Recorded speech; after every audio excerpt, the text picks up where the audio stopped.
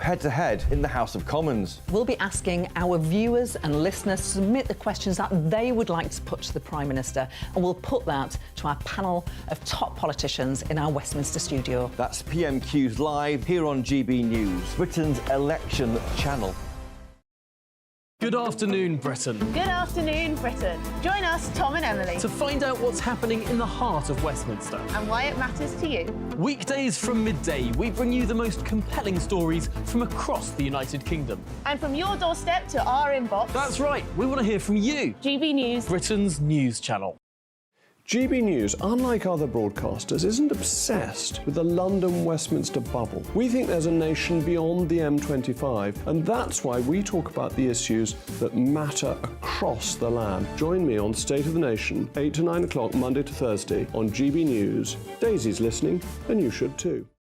In the GB Newsroom, we bring you the news as it happens. With our team of dedicated journalists across the UK, we're ready to give you accurate reporting every day. When the news breaks, we'll be there with bulletins on GB News, the People's Channel, Britain's news channel. Big news, big debates, big opinion. Patrick Christie's Tonight is the week's biggest show. Every weekday, 9 to 11 p.m, we've got the inside track on the day's top stories. There'll be sharp takes you won't get anywhere else. We will set the news agenda, not just follow it, and I want to bring you along for the ride. Whatever it is, we'll have our finger on the pulse. It's news, but it's this close to entertainment. Patrick Christie's Tonight, 9 to 11 p.m, only on GB News, the People's Channel, Britain's news channel. Your weekend starts here with Friday Night Live with me, Mark Dolan, 8 till 9 on GB News. Big stories, big guests and big laughs as we get you ready for a cracking weekend. That's Friday Night Live with Mark Dolan, Fridays 8 till 9 on GB News. Bring your own drinks, the admission's free. I'm Andrew Doyle. Join me at 7 o'clock every Sunday night for Free Speech Nation, the show where I tackle the week's biggest stories in politics and current affairs with the help of my two comedian panellists and a variety of special guests. Free Speech Nation, Sunday nights from 7 on GB News, the People's Channel, Britain's news channel. Wake up to the headlines with Headliners every morning at 5 a.m. We treat you to the day's biggest stories before anyone else, 7 days a week. You can catch up on everything you need to know before you've even had your kippers. Headliners every morning at 5 a.m, only on GB News, the People's Channel, Britain's news channel.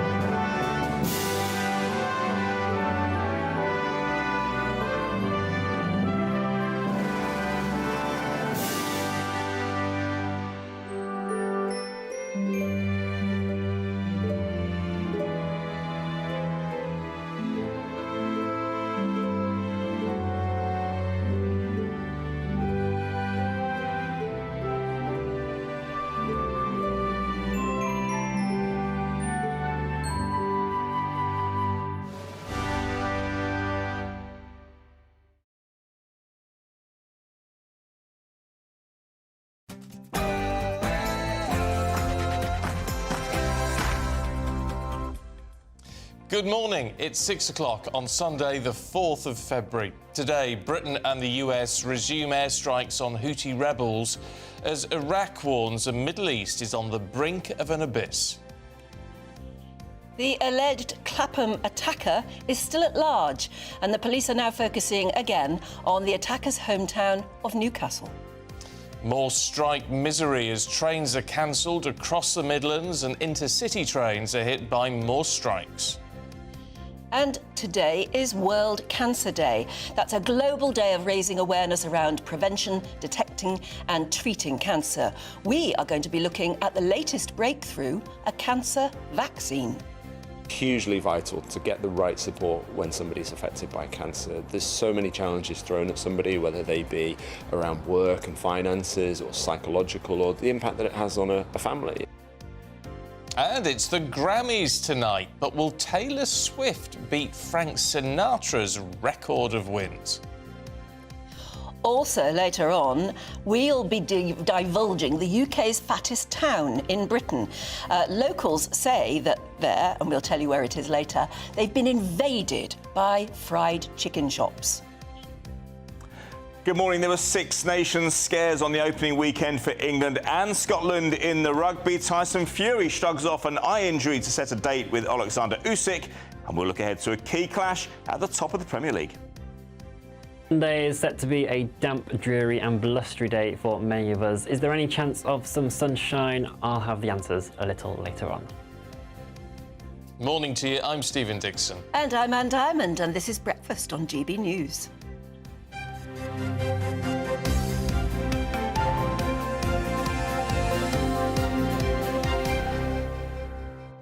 I wonder what makes a town the fattest town in Britain. I don't know. The rates of obesity, I suppose, that reported to local doctors. How do they work it out, really? And if it's down to too many fried chicken shops, you just have to walk past them, I guess.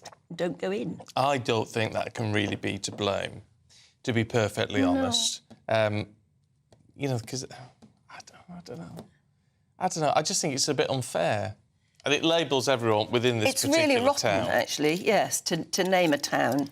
We'll tell you who it is later. Actually, you might guess. Sorry, I'm just trying to get my necklaces. My necklace... Oh, no, that's right. What's up with it? Well, during the programme, they always... Dangle? No, they go in one direction or another. Oh. They don't go in the middle. It's very annoying. No, you just sit still. I have to put some tape on it. You always have very fancy necklaces. Oh, well, you got to, haven't you? Well, this is it. Yeah, make a statement. Anyway, what makes you fat? What's your downfall? What's your weakness, I suppose? Is it for these fried chicken shops? It's just going in and pizza. Yeah, I love a pizza. I love a pizza. I do it very rarely now, but I do love a pizza. Well, I think that's it. Most people who are slim and trim and personal trainers and people like that, they still eat pizza, but they know when to say no. And I guess that's the problem, isn't it? Yeah. But are fried chicken shops so very evil? Only if you go in them all the time, I would have thought. Yeah, just, once a week, once a fortnight, something like that. Anyway, let us know if you struggle with temptation in that way. It'd be good to hear from you. Now, our main news this morning, and the UK and US have launched another round of joint strikes on Houthi rebels. Yes, at least 30 targets in Yemen were hit yesterday in response to their continuing attacks on vessels in the Red Sea. Well, the Defence Secretary, Grant Shapps, say the airstrikes are not an escalation, but will protect innocent lives and preserve freedom of navigation in the area. Joining us now, former advisor to both the Clinton and Bush administrations in America, Steve Gill. A very good morning to you, Steve.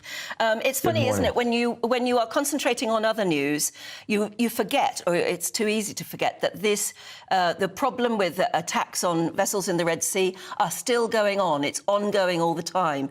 And President Biden said, you can't kill an American without us responding, and that's what he has done. And the UK making it very well known that we are standing hand in hand with you. What happened overnight? Do we know? Well, we've had assaults the last couple of days to multiple sites in Yemen and in some of the locations in Syria and Iraq. And while I'm pleased that we are finally responding, it has been a delay, and it seems like the US and the UK telegraphed the location and the time of our surprise attack on these locations, giving them plenty of time to move resources, move personnel. I think if anybody that was a high-ranking official with any of these terrorist groups was still where they were when the first strikes killed those American soldiers, they have to be the dumbest terrorist in the world. And we're still not hitting Iran, who is funding it, enabling it, encouraging it. Look, I had 3 younger brothers when I was growing up. My dad believed in spanking, and I got to tell you, when he spanked my brothers, it didn't have nearly the impact on me as when he spanked me. And so far, we're not spanking Iran. Yes, but well, yes, because that would escalate things out of all proportion, wouldn't it? Well, it would escalate it depending on how we responded. First of all, we're continuing to give them tens of billions of dollars in oil revenue, despite sanctions that are supposed to be limiting them to a small amount. if they didn't have that money to fund the Houthis and these others, they might still want to attack the UK and our interest, and the US and our interest, but they'd be throwing rocks instead of using missiles and rockets and bombs. We need to cut off their money. And then you could hit Iran with a couple of targeted assaults on some of their oil revenue producing generators that would also make them know that they will not continue to get a free reign of the resources to share with these terrorist groups. And I don't think that would escalate into direct warfare. It would make it clear to them that they can't continue to fund these attacks and pretend they have nothing to do with it. You've got to take the country with you, though, Steve, and that applies to the US and the UK in these attacks. And as Grant Shapps, our Defence Secretary, has said, these responses have been proportionate. The minute they're seen, but certainly here in the UK, as not proportionate, there's a whole problem. Well, the key is going to be whether these, quote, proportionate responses stop the attack on the commercial vessels, the military vessels, the military installations that are there in the Middle East to try to preserve peace. We'll see if these so-called proportional attacks stop what's being done. But so far, the rhetoric coming from Iran and their proxies are they're going to keep coming at the commercial shipping and others. And again, if they don't back off, you then have to escalate your processes and your responses, and that does lead you down a dangerous warfare path. Just very quickly, there was a Democratic primary overnight, I think, overnight for us. What happened? President Biden more or less walked it, didn't he? Yeah, he was essentially the only name on the ballot in South Carolina. It was, I think there were two other Democrat candidates. I think they got about 5 to 6% total. It was going to be a clear win for Biden from the beginning. The real thing to watch in South Carolina is the South Carolina Republican primary coming up in a week, where Nikki Haley will probably fail by about 30 or 40 points behind Donald Trump in her own home state. Oh, well, we shall see on that one, won't we? And talk to you then again, no doubt. Steve, thanks very much indeed. Right, it's 8 minutes past 6. Now, the manhunt continues for the alleged chemical attack. Well, he is the suspect, but whether or not he did it, obviously we have to say alleged at this point. The man known as Abdul Izebi, who was reportedly in a relationship with the mother who was attacked on Wednesday. Now, police say significant pieces of evidence were recovered in raids conducted at 2 addresses in London and 3 in Newcastle. And detectives have urged the 35-year-old man to hand himself in. But at the moment, he's still on the run following that attack. Let's talk to former Scotland Yard detective Peter Blexley here in the studio. Morning, Peter. Good morning. It does seem astonishing, as evidence is being gathered by the police, as you're expecting in this investigation, it seems astonishing that this man is still on the loose, considering how recognisable he is and how much CCTV there is in this country, particularly in the capital. Well, the real breaking news about the hunt for this man is that there isn't any breaking news. The Met Police released a very lame statement last night with footage of a very tame search of premises in Newcastle. Yeah. There was no dynamic entry. There was no doors being blown off hinges. And by the tone and the sound of the officers going in there, I think they probably knew there weren't going to be any humans behind that door.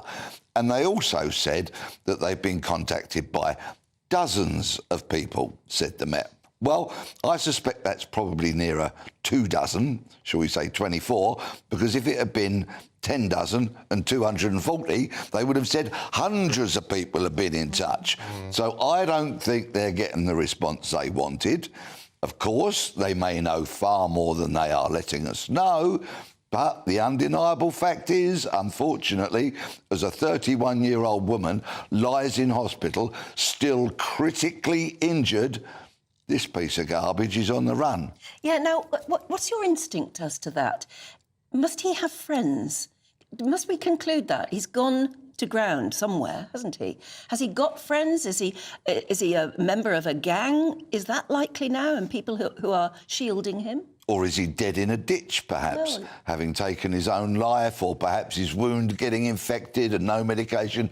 Who knows? Quite simply, it's pretty much guesswork. But the police did tell us on Friday that they'd searched these 5 addresses, 2 in East London and 3 in Newcastle. So that would indicate that he's connected to a number of people, because the police would struggle to find 5 addresses connected to me, that's for sure. Wake up my poor old mum, they would. You know, so he clearly has connections. And we must remember, of course, this man smuggled himself into the UK in the back of a lorry.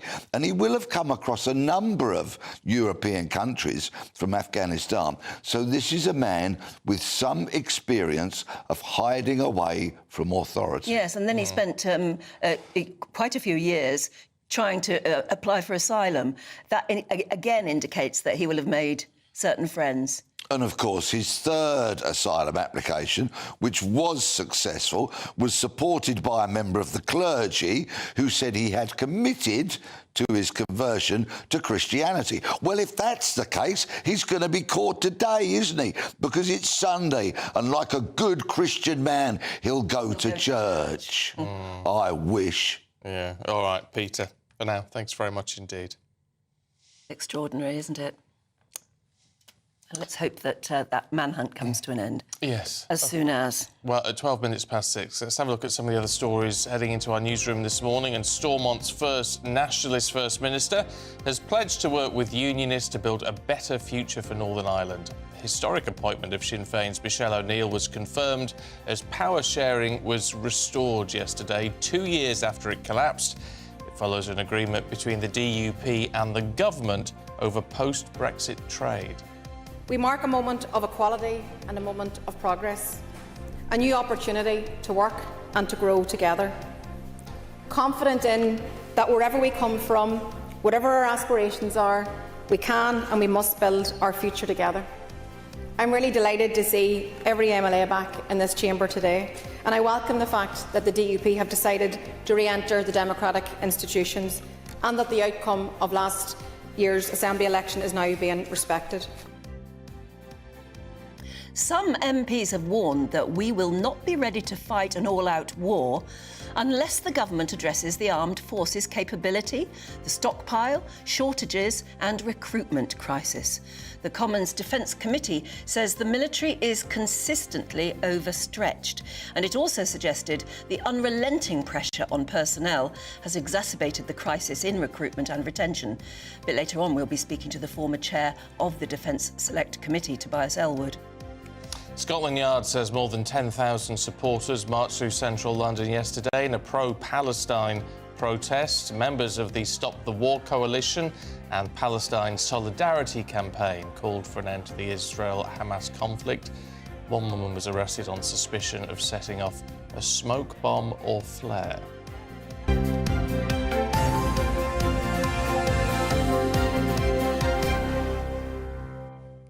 Now, I'm sorry to be the bearer of bad news, but there's more rail misery today, as thousands of trains, thousands apparently, have been cancelled as part of the ongoing strikes and overtime bans. Yeah, the 2 West Midlands operators and Chiltern will not run any trains today. Avanti, Great Western and Cross Country will operate reduced timetables. So what does your commute look like?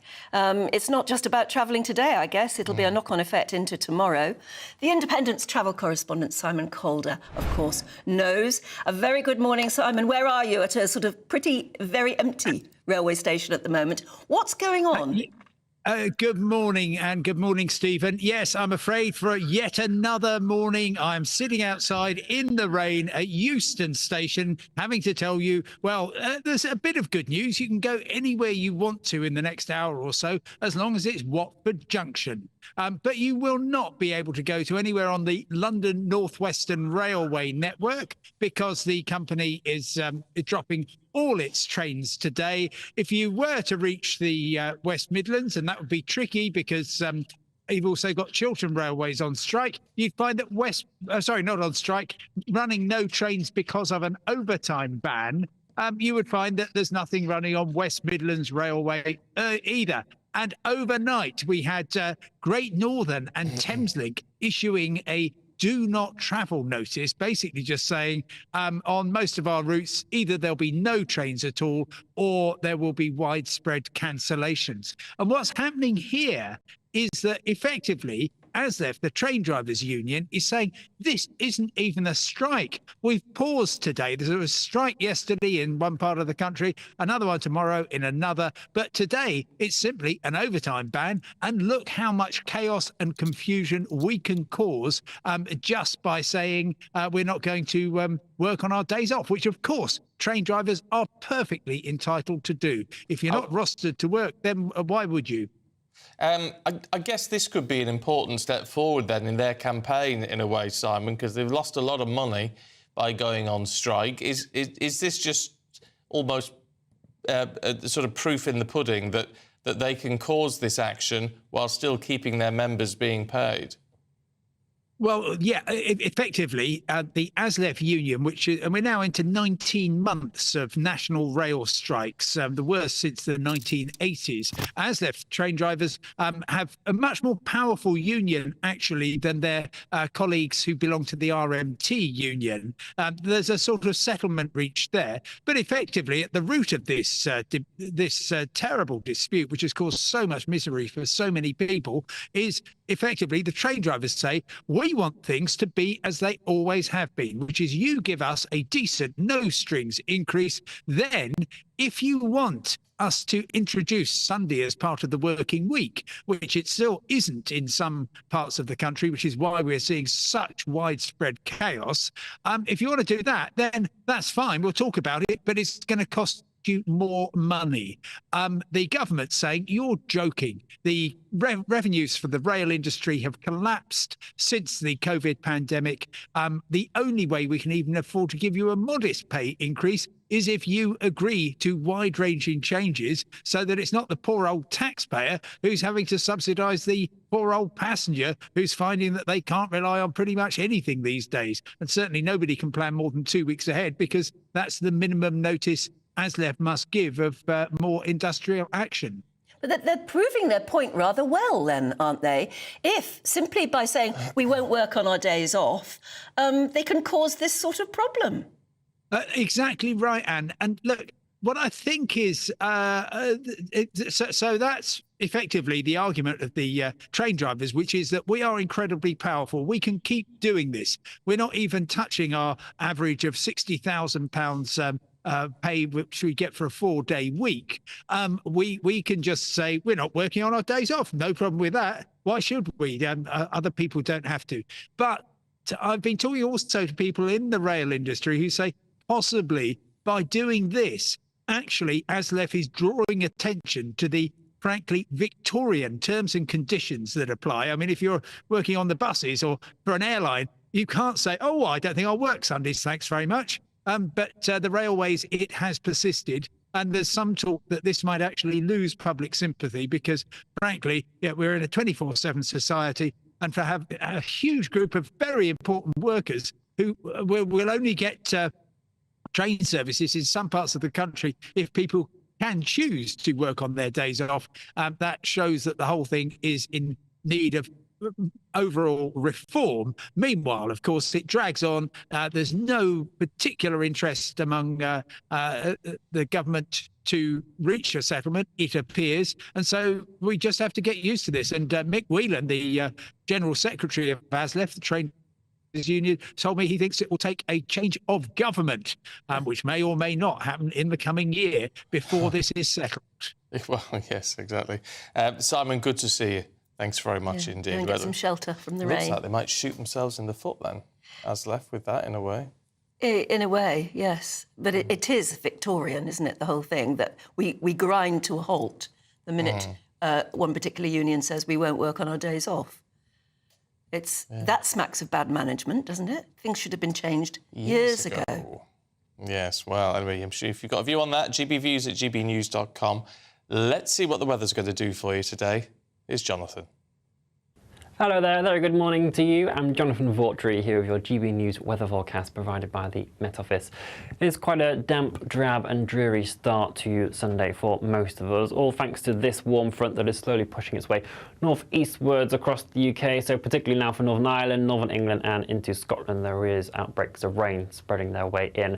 Some drizzle also to contend with across Wales, southwest England, but generally for central eastern areas it will be a touch drier, reasonably cloudy, but a few sunnier breaks perhaps developing into the afternoon. Very blustery for many of us, some quite strong gusts around coast and over the hills, but those winds are coming in from a southwesterly direction, feeding in some very mild air for the time of year. It remains rather cloudy for much of Northern Ireland, England and Wales overnight, but we'll see persistent rain moving its way in for Scotland, particularly western districts turning very wet here. As it moves into some colder air ahead of it, we could see some hill snow, and the far north of Scotland will have a chillier night to come with a touch of frost, but elsewhere it is going to stay very mild indeed. For much of the southern two-thirds of the UK, again, it is going to be a fairly drizzly and cloudy day on Monday. Perhaps a few outbreaks of brightness poking their way through at times, but it really is Scotland that's going to bear the brunt of the most persistent rainfall. Some areas in the west perhaps seeing 120 millimetres build up by the end of the day. We hold on to that mild theme in the south throughout the rest of this week, but we'll see something a bit chillier arrive in the north later on. Bye-bye. Right, it's time for our brand new Great British Giveaway and your chance to win 18 grand in cash. Here's all the details you need for hopefully a chance to make it yours. This is your chance to win £18,000 cash in our very latest Great British Giveaway. Cash to spend on anything you like. That's like having an extra £1,500 in your bank account each month for a whole year. What would you use that for? It could go towards your mortgage or rent, buy monthly treats, or just send some of those day-to-day financial stresses packing. For your chance to win £18,000 in tax-free cash, text GBWIN to 84902. Text costs £2 plus one standard network rate message, or post your name and number to GB02 PO Box 8690 Derby DE1 9TT. UK only. Entrants must be 18 or over. Lines close at 5 p.m. on Friday the 23rd of February. Full terms and privacy notice at gbnews.com/win. Good luck. Good luck indeed. Now, still to come, we're going to be looking at one local charity providing specialised cancer care. More in a moment. Good afternoon, Britain. Good afternoon, Britain. Join us, Tom and Emily, To find out what's happening in the heart of Westminster. and why it matters to you. Weekdays from midday, we bring you the most compelling stories from across the United Kingdom. And from your doorstep to our inbox. That's right, we want to hear from you. GB News, Britain's news channel. In the GB Newsroom, we bring you the news as it happens. With our team of dedicated journalists across the UK, we're ready to give you accurate reporting every day. When the news breaks, we'll be there with bulletins on GB News, the People's Channel, Britain's news channel.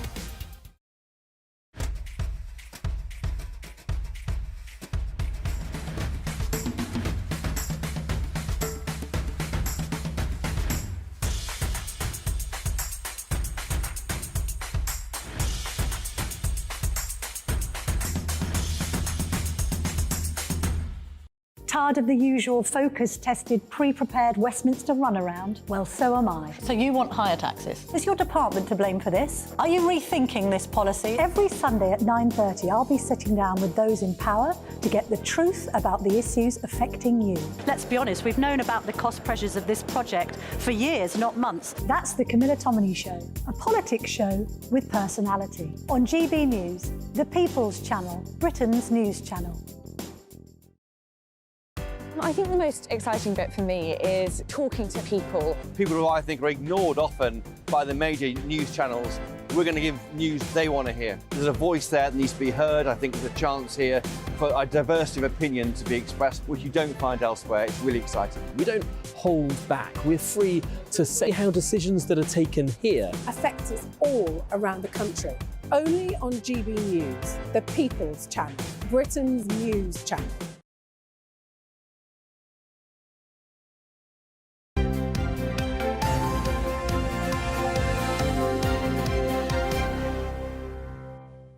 Good morning. It's 6:25 already. We're going to, a bit later on in the programme, tell you where is Britain's fattest town. It's a horrible thing to have to say about any town, really. But apparently there is one town where the obesity problem is huge. And the locals put it down to the fact there are far too many fried chicken shops. And no willpower. Yeah. Yeah, if you like your fried chicken, though, and you're coming home after a long, hard day somewhere, working, it's so easy to just grab something that is immediately nice and smells good and all the rest of it. What's your downfall? What gives you the biggest problem in your fight against fat? Paul in Swindon says, I eat too much of everything, except tomato ketchup.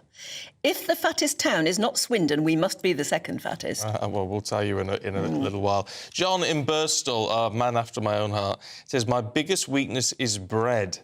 Every time I try to go on the diet, walk past a bakery in the supermarket, smell the fresh bread, and it's a fail. Do you know, in some supermarkets, the smell of fresh bread is just false. It's a spray. Type it round, yeah, they do, don't they? But that is just... It is lovely. Killer. That's true when you go to France as well. Oh, the and you go past lingerie. and the smell coming from there is real French bread, and it smells wonderful. There's an M&S not far from here, and they bake the bread early in the morning. They do it in store, and I walk past it every morning at sort of 4:30. And that's when, of course, they're doing it. Yeah. Oh. Is that the one just? No, it's by the car park. Oh, right. And they're baking at 4? Baking at 4. Well, that's what you do, isn't it, if you're a baker? It smells amazing. If you're a baker, you've been up a few hours already. Ian in York, morning Ian, says, my weakness is beer or premium lager. However, I am 50 now and I have slowed down my consumption level considerably. Beer does give you a belly, there's no doubt about that, doesn't it? Oh, I can't say that word. Belly? Oh. What's wrong with belly? Oh. No, it's rude. I was always taught it's a very rude word to say. Well, it's not the nicest word, but the two words go together, don't they? Tummy. You don't talk about a beer tummy, do you? No, you don't. I know, but it's that funny. As a child, I thought you don't say that. It's a rude word. I don't know why. But no, but my mother for you. Even Father Christmas poem goes on about his wobbling his like a bowl full of jelly, doesn't he? Oh. You don't like the word? No, it's been drummed into me from a very early age. Oh. I can't say it. Okay. Sula says, my downfall is sugar, cake, sweets, chocolate. I'm a yo-yo dieter, and it always brings me down. It's all or nothing. Yeah. I'm a bit all or nothing with stuff. That's the problem, is once you start, do you have the willpower to stop? Anyway, we'll be telling you where is the fattest town in Britain a bit later on, and you can continue telling us what your problem is and how you fight it. Yeah. Now, today is World Cancer Day. Sounds awful, but it's a global day of awareness, particularly around prevention, obviously, detecting and treating a disease that, wait for it, within our own lifetimes could be affecting about 1 in 2 of us. That's half of humanity. Well, today, thanks to life-saving research, survivors of all cancers combined has doubled since the 1970s. Our North West of England reporter, Sophie Reaper, visited a cancer care facility and spoke to ovarian cancer survivor, Jacqueline Green. He took me into the room and said, you've got ovarian cancer that's spread. So I just said to him, how long have I got left to live? They just looked at each other. In the heart of Manchester, nestled in next to renowned cancer treatment centre, the Christie, lies Maggie's. A serene and safe place for people living with a cancer diagnosis.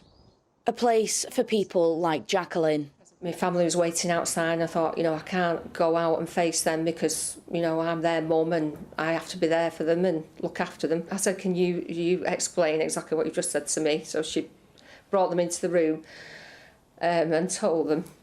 And then we all went outside and they were all crying. I'm saying, no, come on, everything will be fine. Don't worry about it, it'll be fine. Then, after 5 long years of treatment, in 2022, Jacqueline received the news that she no longer had any evidence of disease. To ring that bell and have everybody around me was just absolutely amazing. That, I must say, is what kept me strong in the hospital.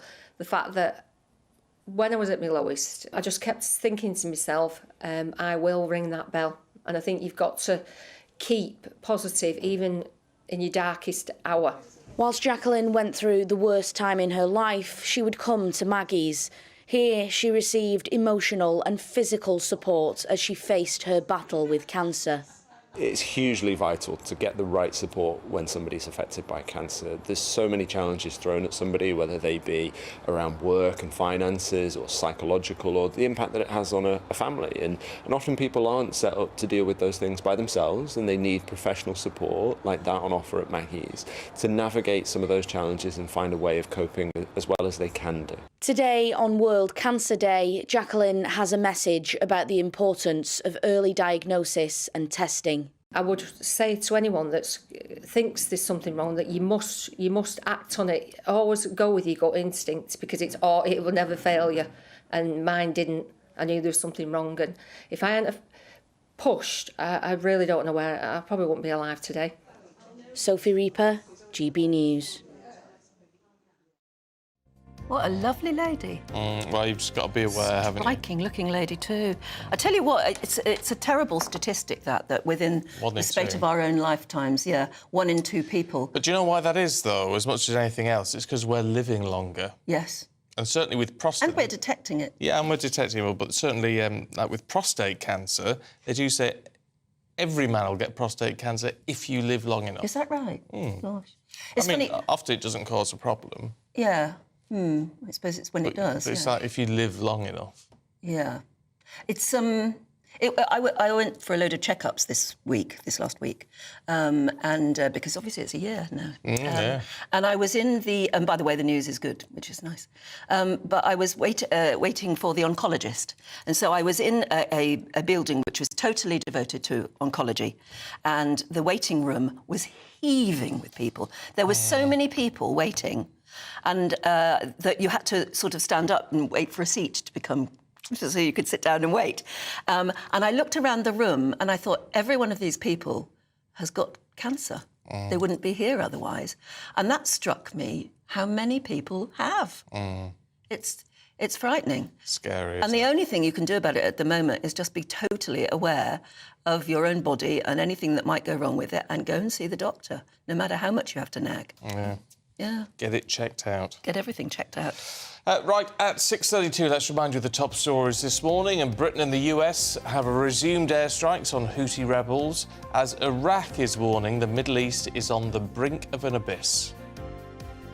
The alleged Clapham attacker is still at large. The police are now focusing again on the attacker's home, at least the hometown of Newcastle, and various properties there. And later on this morning, the UK's fattest town in Britain is revealed as locals say they've been invaded by chicken shops.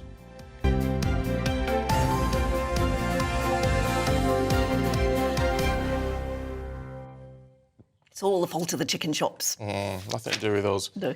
Let's have a look at the sport with Aidan. Morning. Good morning to you both. How are you? Yeah, all right. Love your jacket. Oh, thank you very much indeed. It's very unusual. I did debut it the other week, actually. I don't think you were here. I was here. Oh, you were here? No, were you? I don't know. Oh, no, I don't know. I've seen that jacket before. I wore it 2 weeks ago, yeah. You said it was all right, I think. Oh, I always say, well, I have excellent taste, as you know. Let's have a look at Tyson Fury. I'm surprised at this one, that they've already put a date on for the Usyk fight again. I think it goes back to something you said yesterday. It's about contracts. And there were a lot of people losing out by the fact that Tyson Fury's eye injury was going to lead to a postponement of this fight. We even speculated yesterday that it could be a cancellation. How long does it take for these eye gouges or eye injuries to heal? It's not really sure. How long's a piece of string? But Saudi wanted to fight, and they want some bang for their buck. They want this fight to go ahead. And we've set a date now. Well, say we've set a date. It's nothing to do with me. It's Tyson Fury released a statement yesterday saying it's going to be May the 18th in Saudi. Alexander Usyk leaves him in a little bit of a state of flux because he's still trained for that fight in February, and there's talk that Filip Hrgović might step in, but can he do it? And then he's take on Tyson Fury 3 months later. Probably unlikely, but either way, it disrupts his preparation. Having said that, it's good that we've got something to look forward to. May the 18th, and I think it's going to be one of the fights of the year, I really do, and it's really ramped up between the two of them as well. They've got the verbal jousting continued last night. And it was a great dust-up as well in Wembley yesterday. Dan Aziz against Joshua Buatsi, two great friends, one from Lewisham, one from Croydon, a big South East London affair. It went the distance, unanimous decision in the end, but Aziz was really pressing the issue right until the end, and then he slipped just twice, and that probably tipped the balance at the end. But a great night of boxing nonetheless. I don't know how you're friends with something like that. I don't know how you do it. Johnny Nelson was talking about it earlier in the week. He said that you've just got to pretend in the build-up that they're just any other person. I couldn't get on board with it. No. And he said it's very difficult, and eventually knocked out his mate, but they were best mates after. Again. Yeah, but they're both richer, so... Yeah, true, absolutely, yeah. I know, you can... They're all eating from the... They've got their snout in the same trough, I suppose, haven't they? Yeah. Should we talk about the Six Nations? What's the latest? Oh, interesting day yesterday. I mean, look, we saw Ireland... Squeeze, wasn't it? Well, it was. I mean, look, they've never lost to Italy, and suddenly they're trailing at half-time, and it was the boot of George Ford that rescued England, really. Jamie George, the captain, for the first time as well, in the absence of Owen Farrell. That would have been really embarrassing. And then you've got Scotland over in Wales. They hadn't won there in 23 years. It looked like a great day for them. They looked imperious in the first half, and they just let it go in the second half. Warren Gatland had said in the first half, the Wales coach, it was the worst session of his, or worst half of his coaching career. And it completely turned on its head. Wales almost turning it around on upside down. Having said that, if you're Ireland and you've been to France on the Friday and you've recorded a resounding win, I'm not sure you've got much to fear when you're going into next week. You've got Scotland, France next week. England take on Wales, Ireland take on Italy. But it was a great weekend of opening matches, 3 games as we saw over the 36 hours, and all to play for next week. What's the big one to be watching today in terms of football? Oh, undoubtedly 4:30 at the Emirates, Arsenal against Liverpool. I said yesterday my prediction, didn't I? I said if Arsenal lose today, that's them out of the Premier League. They'll be 8 points behind Liverpool, Manchester City in between them as well. And you know the rules. You know, if I get the prediction right, I'll remind you of it. If I don't, we pretend I never said it. OK? Yeah, fair enough. Fun day yesterday as well. 8 goals, Newcastle versus Luton. We saw Brighton against Crystal Palace. That's a big rivalry, that one, even though there's 56 miles between the two clubs, Crystal Palace and Brighton. It goes back to the 1970s. That's 8 goals all in? Yeah, what was the score? So there was a record, 4-4.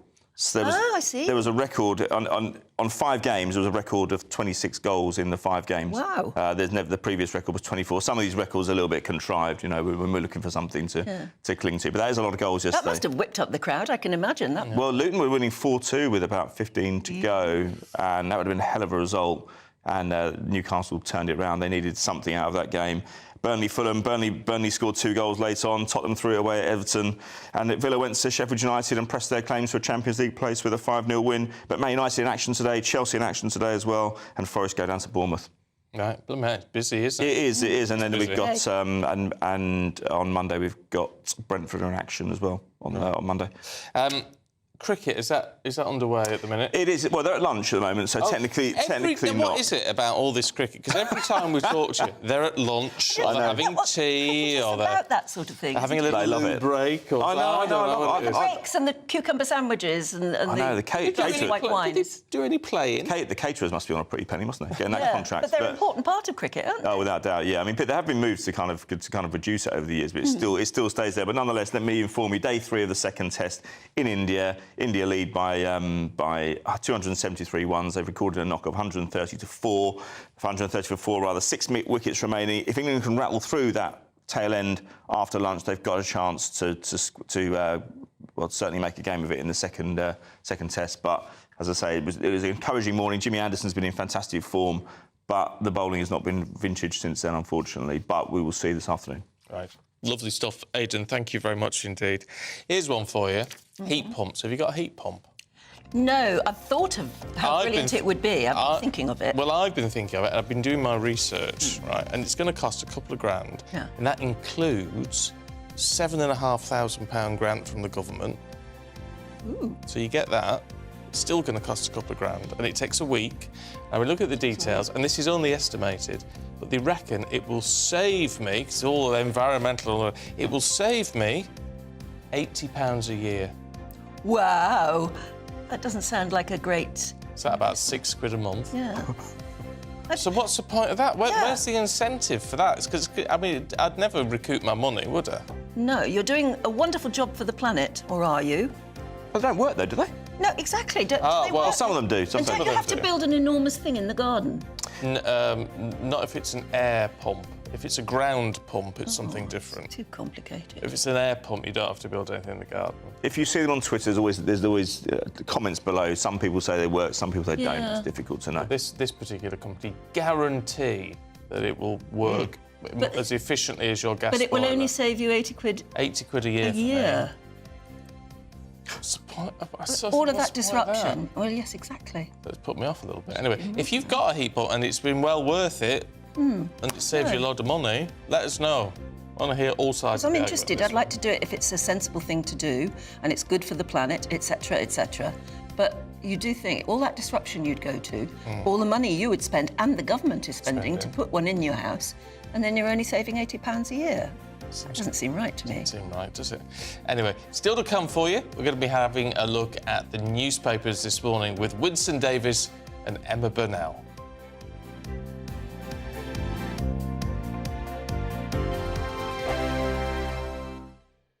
Big news, big debates, big opinion. Patrick Christie's Tonight is the week's biggest show. Every weekday, 9 to 11 p.m, we've got the inside track on the day's top stories. There'll be sharp takes you won't get anywhere else. We will set the news agenda, not just follow it, and I want to bring you along for the ride. Whatever it is, we'll have our finger on the pulse. It's news, but it's this close to entertainment. Patrick Christie's Tonight, 9 to 11 p.m, only on GB News, the People's Channel, Britain's news channel. Wake up to the headlines with Headliners every morning at 5 a.m. We treat you to the day's biggest stories before anyone else, 7 days a week. You can catch up on everything you need to know before you've even had your kippers. Headliners every morning at 5 a.m, only on GB News, the People's Channel, Britain's news channel. 2024, a battleground year. The year the nation decides. As the parties gear up their campaigns for the next general election. Who will be left standing when the British people make one of the biggest decisions of their lives? Who will rise? And who will fall? Let's find out together. For every moment, the highs, the lows, the twists and turns. We'll be with you for every step of this journey. In 2024, GB News is Britain's election channel. When the news happens, it happens here. And really important breaking news. Breaking news this morning. On TV, radio and online, the news starts here on Britain's Newsroom. All the biggest stories and the answers that you need from across the UK and beyond. Join Britain's Newsroom from 9:30 on GB News. The People's Channel, Britain's news channel. Now then, Lee Anderson here. Join me on GB News on my show, The Real World, every Friday at 7 p.m. I'm not eating bloody cat. Are you Delicious. mental? Open your mouth. OK, here comes a train. Reminds me of the scene in Singing in the Rain. Adam, is that a good one? Whoa! Join me at 7 on GB News, Britain's news channel.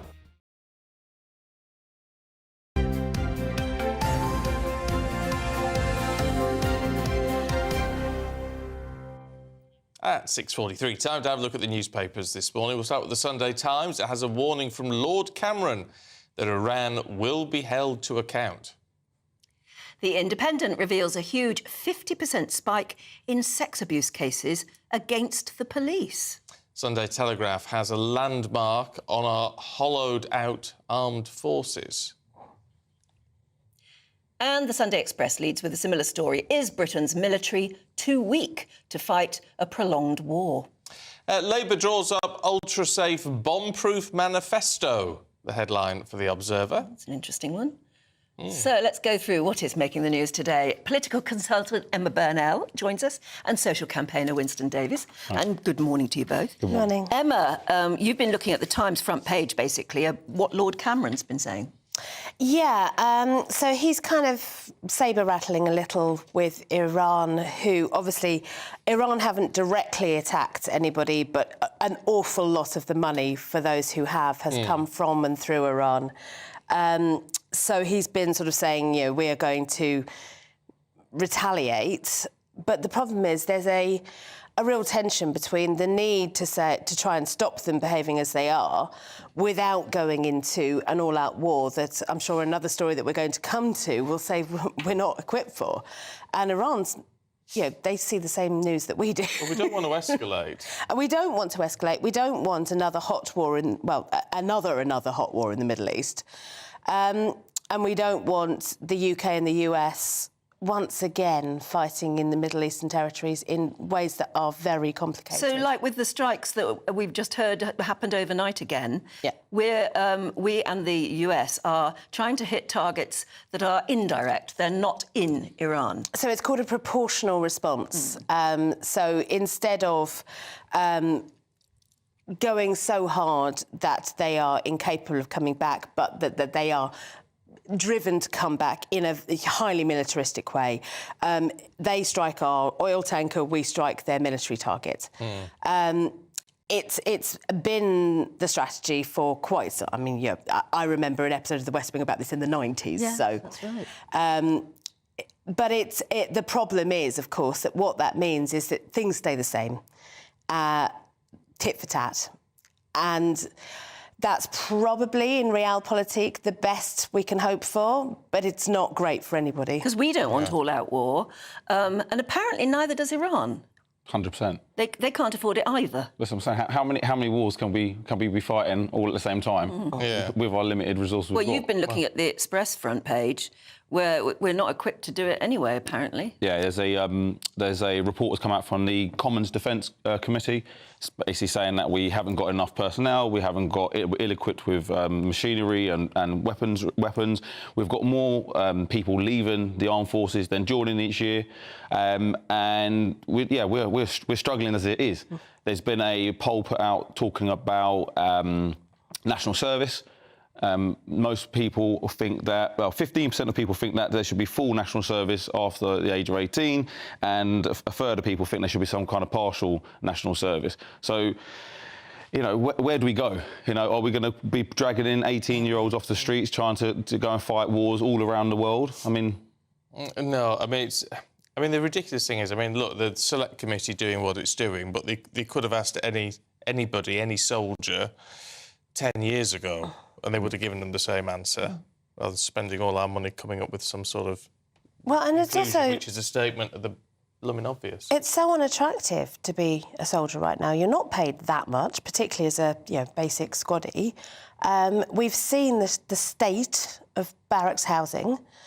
All of the things that would have once attracted you to that career have been denigrated and run down. Well, there are tank regiments without any tanks. Well, quite. At the moment. But, even beyond the professional equipment, the other stuff that you were supposed to get that would make up for your poor salary, i.e. subsidised housing, a place to bring up your family, all of that is going and going and going and being cut to the bone. And then we go, oh, yeah, but please come and fight. Please come and risk your life. We've allowed this to happen. We've sort of walked into this, haven't we? Yeah, my other thing about it is that if I was to be called up to be fighting, I would be questioning the reasons about why we're going to war. So 20 years ago, we said that Iraq had weapons of mass destruction. It was found that it didn't.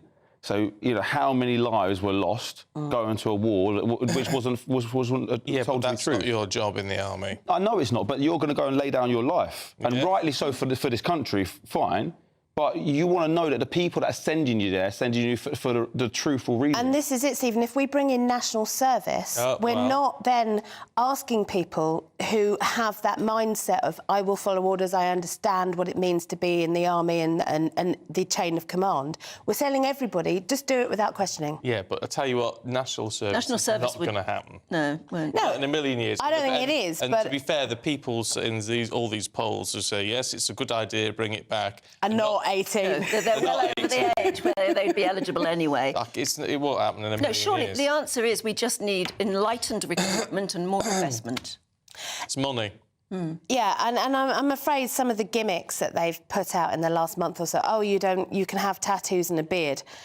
Well, tattoos and a beard is all very well, but if I'm living in a damp house that's run down in a barracks in the middle of nowhere and I can't get my kids to school... Actually, it's a bad idea, It doesn't really matter what my face looks like. Beards are a bad idea because it's part of the discipline.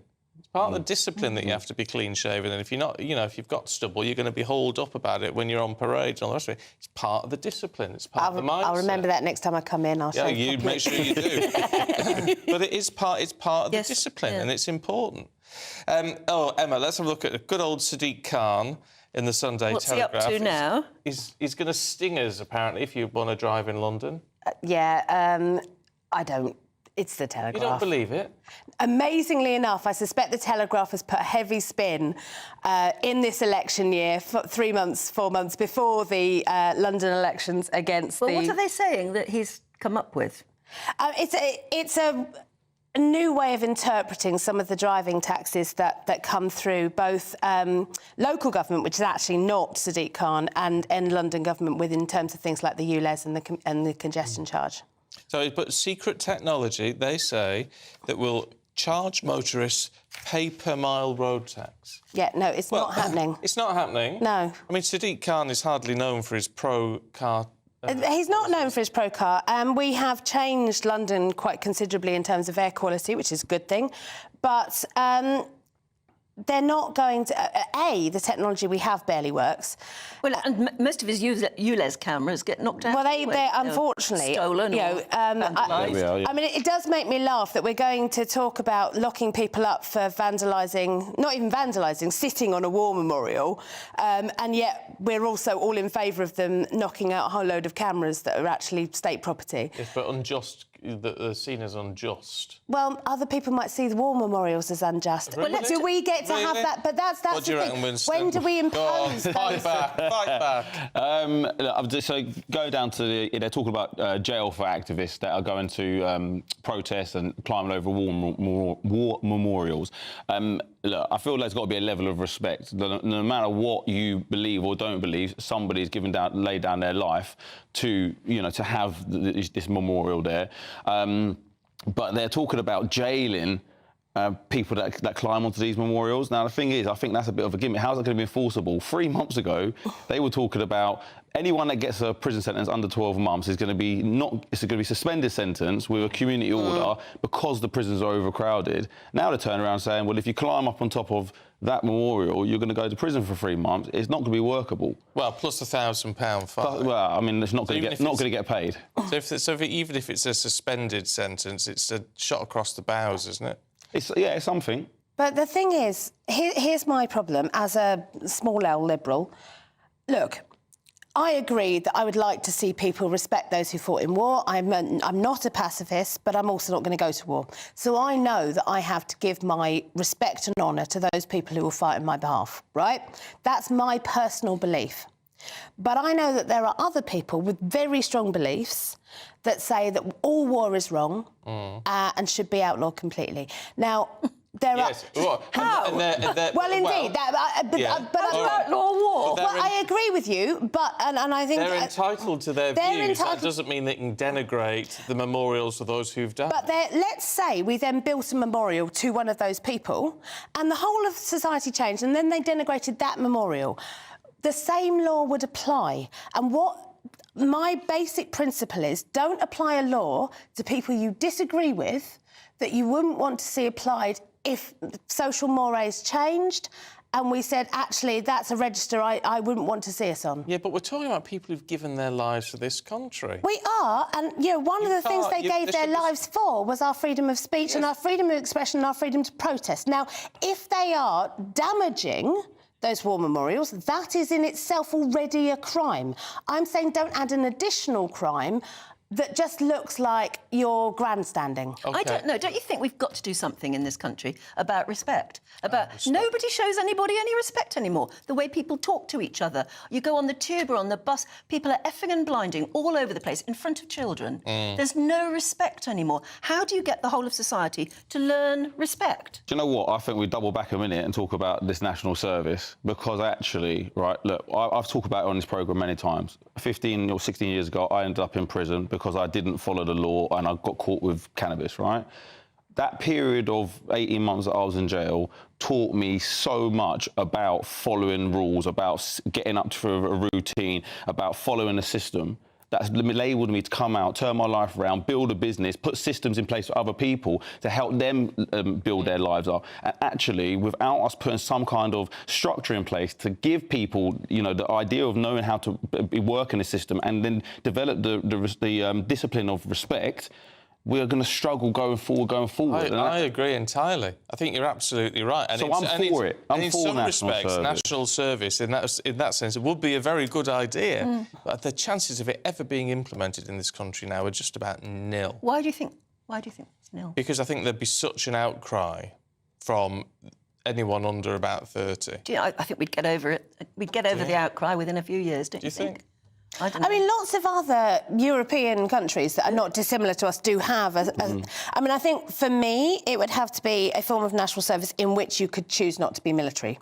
Yeah. Well. So some sort of community service. Yeah. I'm not against the idea per se. I think it does give particularly people from... Like, if you make everybody do it, no opt-outs for the wealthy. Oh, I'm off to Cambridge. I can't possibly do my national service. None of that. You know, and then you actually mix them up together so that people from Cambridge don't get to live in their own little bubble. Fine, but I don't see us as a society organising that properly. Well, I would sort of agree with you on that, but in terms of knocking some respect into people, I think it would be I think we've got to the critical point where we've just got to do something about it. We shall see. Let us know what you think. Yeah. gbviews@gbnews.com. Winston, Emma, thank you. We'll see you both a little bit later on. In the meantime, let's see what the weather's going to do for you today with Jonathan. A brighter outlook with Box Solar, sponsors of weather on GB News. Hello there, very good morning to you. I'm Jonathan Vaughtry here with your GB News weather forecast provided by the Met Office. It's quite a damp, drab and dreary start to Sunday for most of us, all thanks to this warm front that is slowly pushing its way north-eastwards across the UK, so particularly now for Northern Ireland, Northern England and into Scotland there is outbreaks of rain spreading their way in. Some drizzle also to contend with across Wales, southwest England, but generally for central eastern areas it will be a touch drier, reasonably cloudy, but a few sunnier breaks perhaps developing into the afternoon. Very blustery for many of us, some quite strong gusts around coast and over the hills, but those winds are coming in from a southwesterly direction, feeding in some very mild air for the time of year. It remains rather cloudy for much of Northern Ireland, England and Wales overnight, but we'll see persistent rain moving its way in for Scotland, particularly western districts turning very wet here. As it moves into some colder air ahead of it, we could see some hill snow, and the far north of Scotland will have a chillier night to come with a touch of frost, but elsewhere it is going to stay very mild indeed. For much of the southern two-thirds of the UK, again, it is going to be a fairly drizzly and cloudy day on Monday. Perhaps a few outbreaks of brightness poking their way through at times, but it really is Scotland that's going to bear the brunt of the most persistent rainfall. Some areas in the west perhaps seeing 120 millimetres build up by the end of the day. We hold on to that mild theme in the south throughout the rest of this week, but we'll see something a bit chillier arrive in the north later on. Bye-bye. A brighter outlook with Box Solar, sponsors of weather on GB News.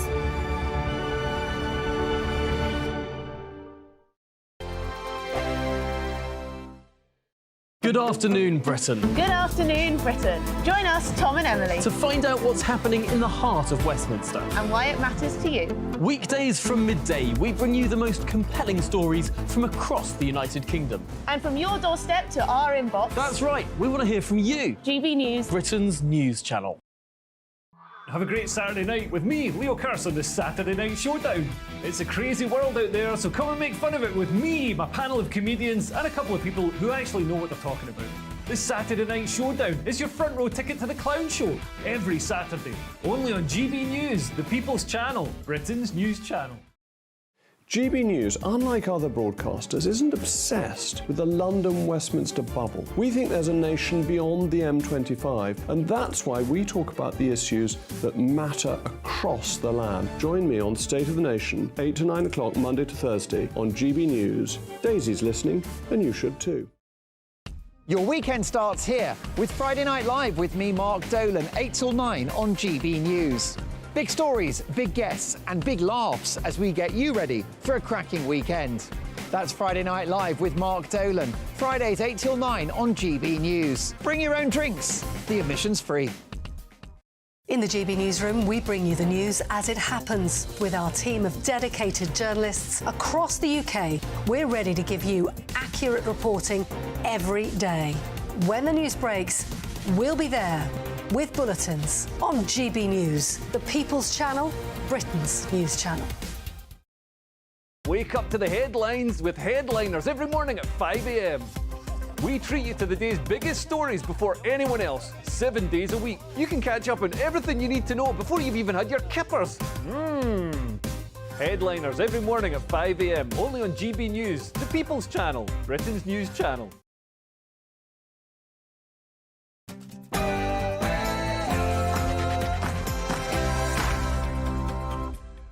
Good morning to you. It is 7 o'clock on Sunday, the 4th of February.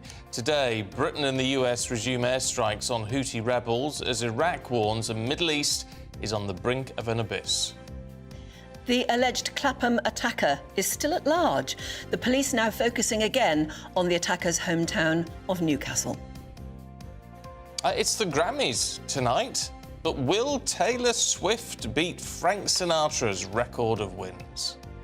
And also, the UK's fattest town in Britain will be revealed.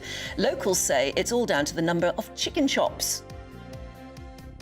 Good morning. England boss Gareth Southgate was in Amsterdam last night taking in Jordan Henderson's debut for Ajax following his decision to quit Saudi. We'll also have an update on England's progress in the cricket after lunch on day 3 of the second test in India.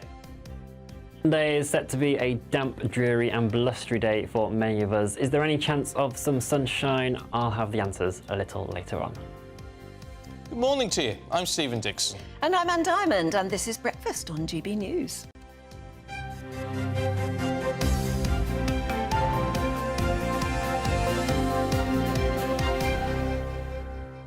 Tell you what, Food. it's yes. I was going to say it's World Cancer Day. Oh, too. sorry. So we're talking about. I think World Cancer Day is mostly about just sort of raising awareness, the importance of getting things checked out.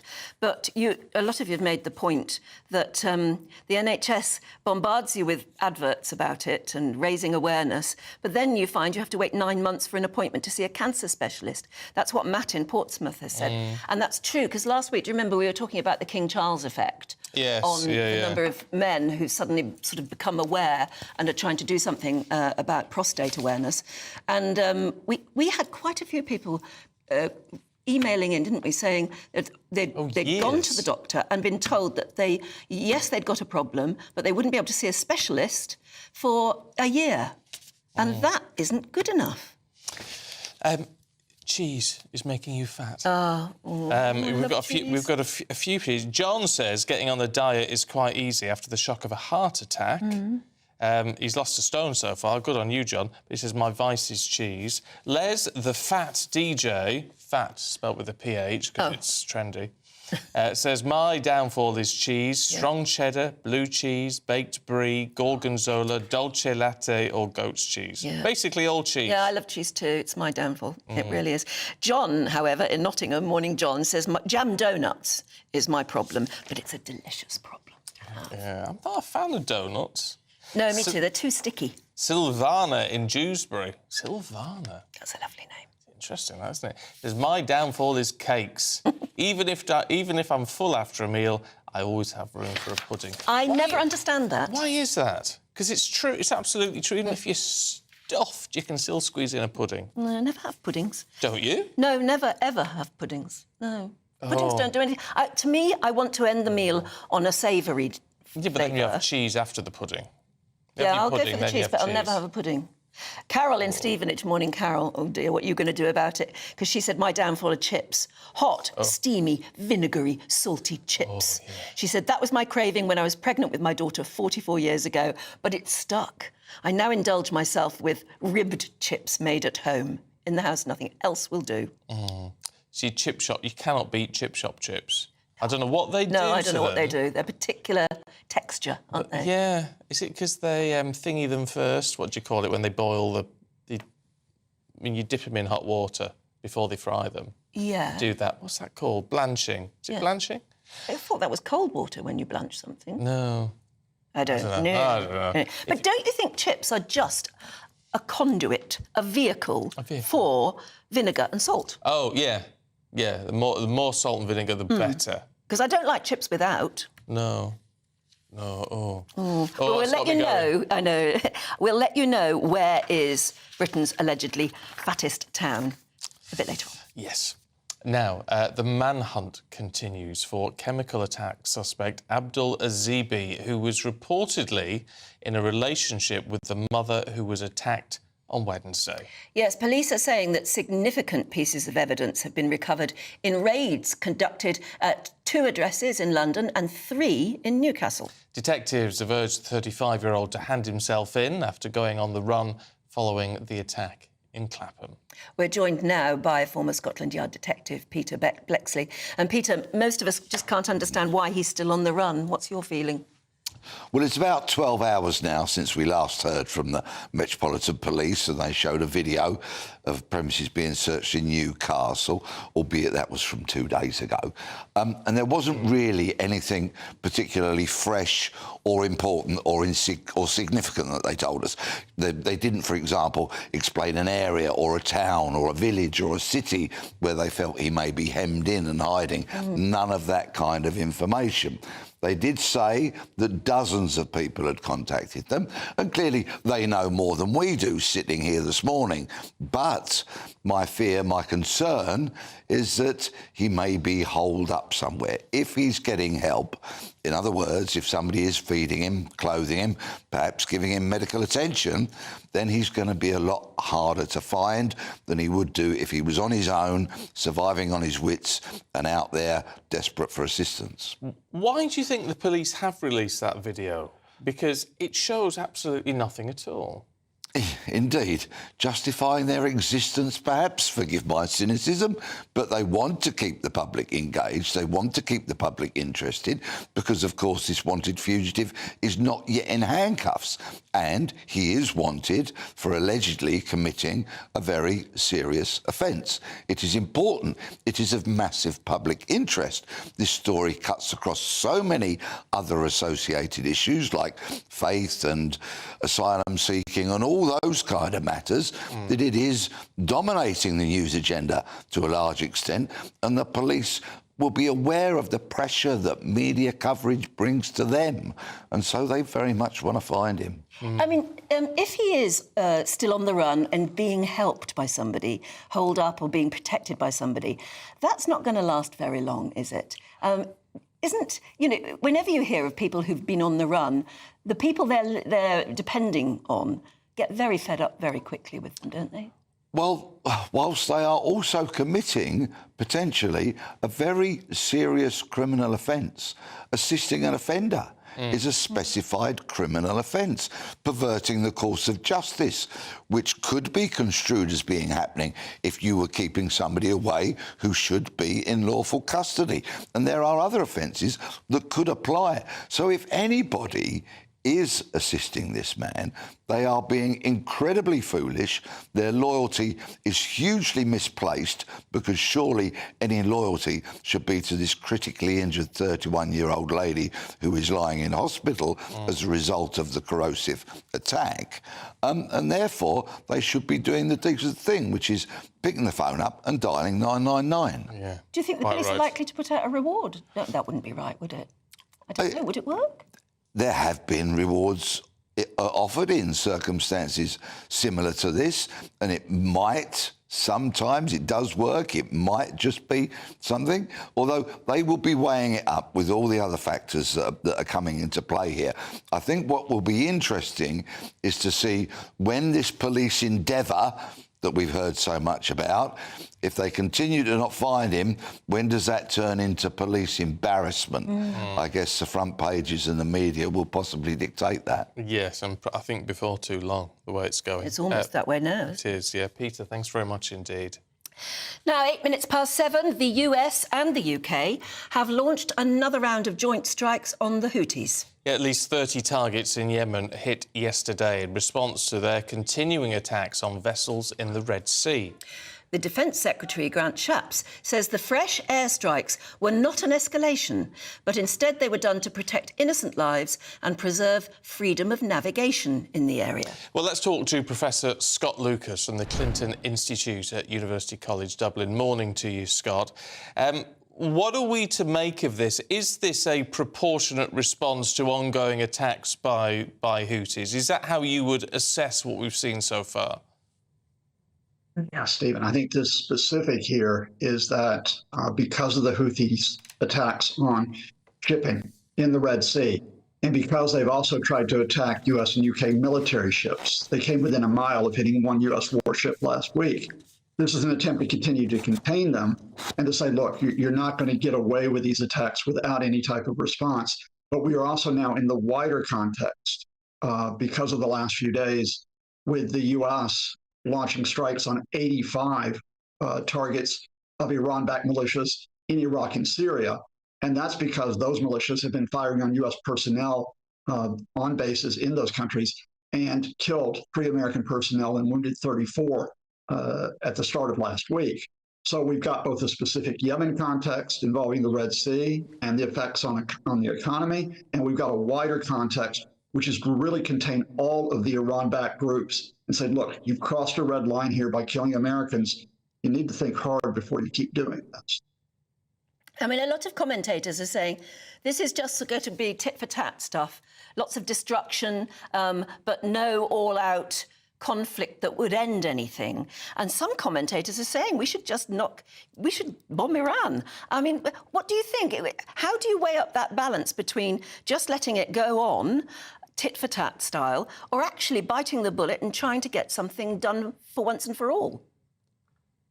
Just speaking as an analyst, the reason why the Biden administration is carrying out the attacks in Yemen and carried out these strikes in Iraq and Syria a couple of days ago and did not attack Iran directly is because if you attack Iran directly, you sharply increase the risk of a regional war. It won't just simply be a U.S. attack on Iran. It won't just be what we're already seeing in Israel and Gaza. You will probably see what will effectively be wars that will be in Iraq and in Syria, and probably an Israeli war with Hezbollah, the Lebanese group also backed by Iran. The Iranians, as long as they're getting hit outside of Iran, are unlikely to want a direct confrontation. Once you go onto their home soil and hit them, then there's no limit to how far this could go in terms of confrontation. Why is it then that Iran is able to operate in the way that it has? You know, obviously controlling things in Yemen, you know, targets that have been attacked in Iraq and in Syria. Why are they able to spread their influence in this way, that they have attackable targets in other countries?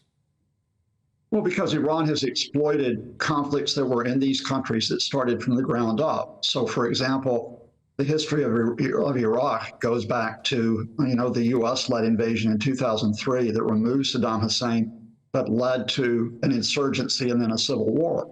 And Iran backed certain groups in that civil war. In Syria, it was because the Assad regime killing hundreds of thousands of its civilians. Iran backed the Assad regime, and we weren't able to effectively confront that. And in Yemen, again, it's because in 2012, after the government fell, you didn't get a stable succession, but you got a variety of groups fighting each other, and the Houthis were one of them, and the Iranians put their chips on them. In other words, as long as you have political stability in countries across the Middle East, the Iranians, who have severe problems at home, will try to take advantage by backing a faction that they think increases their influence. In other words, get other smaller groups to do their dirty work for them? Well, you know, the Iranian regime, of course, wouldn't call it its dirty work, but what you've got is you've got a Middle East, which because of a series of interlocking conflicts, we're not at a position where people are sitting down and getting a consensus and saying, look, let's do live and let live here. In the case of Syria, we've got a country divided into three where the Assad regime is trying to cling on to power after years of killing people. Something has to be done about that. In Israel and Gaza, and I need to be upfront with you and your viewers, something has to be done about that, because as long as the Israelis continue their military operations, you know, with the many thousands of dead in Gaza, Iran will use that as an excuse to say, we're not the aggressors here, we're just defending the region. The Houthis will use it as a pretext for their attacks on shipping. Although Israel and Gaza is not the only conflict, a ceasefire there would reduce the temperature across the region. I just wonder, Scott, how concerned you are. We spoke to another analyst an hour ago who said, I mean, using a comparison, but basically said, you know, we need to give Iran a spanking. And you can see how that attitude would prevail a little bit in the United States. I mean, was it Dick Cheney who was singing Bomb Bomb Iran at one political conference 15 or 20 years ago? You can see that would gather some momentum. And yet it seems, from if what you're saying is correct, that would seem an incredibly foolish thing to do. Yeah, it was actually John McCain, former presidential candidate, who got caught on camera singing that song and later backed off of it. And again, it's for this reason. The United States and the UK are trying to contain Iran. If you want to use the phrase, give it a spanking, by saying, look, if you want to try to expand your influence across the Middle East by backing all of these groups, you will be hit outside of Iran. The Israelis are giving the Iranians a spanking by assassinating Iranian commanders, including the top commander in Syria. But I repeat again, once you go in after Iranian targets, once you go in and hit Iran directly, two things happen. One is all the Iranians who really want to change in that regime, who have been protesting for years for reforms, are backed into a corner where they almost have to back that regime, because they'll feel like, well, we're at war.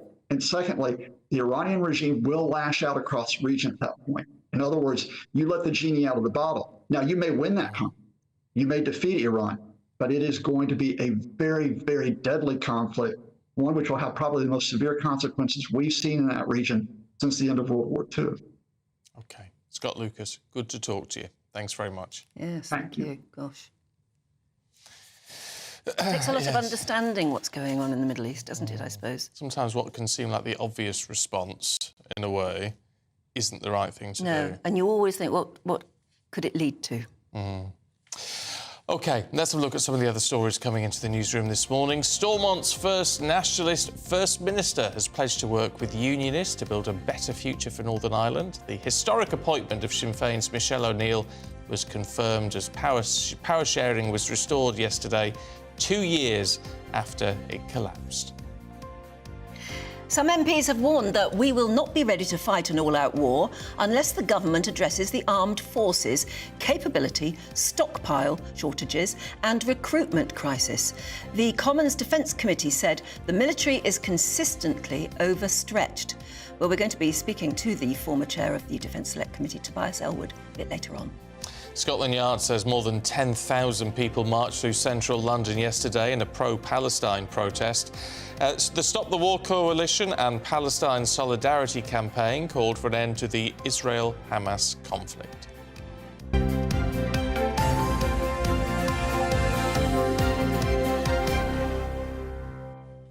Well, we've been telling you for the last hour and a bit that there is one particular town in Britain has been called the fattest town, which isn't something I guess that the locals are very proud of.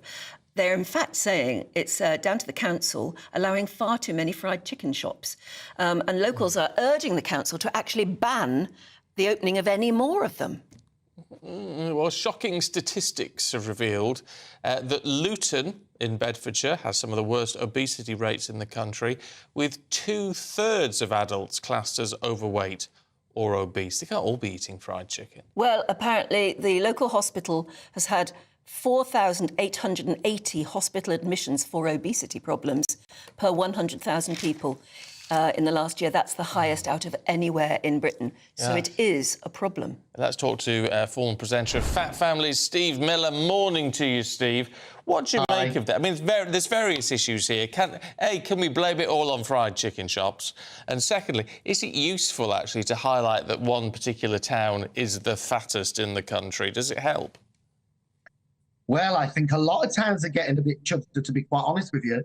I mean, excuse me, I filmed in Luton several years ago, and back then it was a den of fast food takeaways.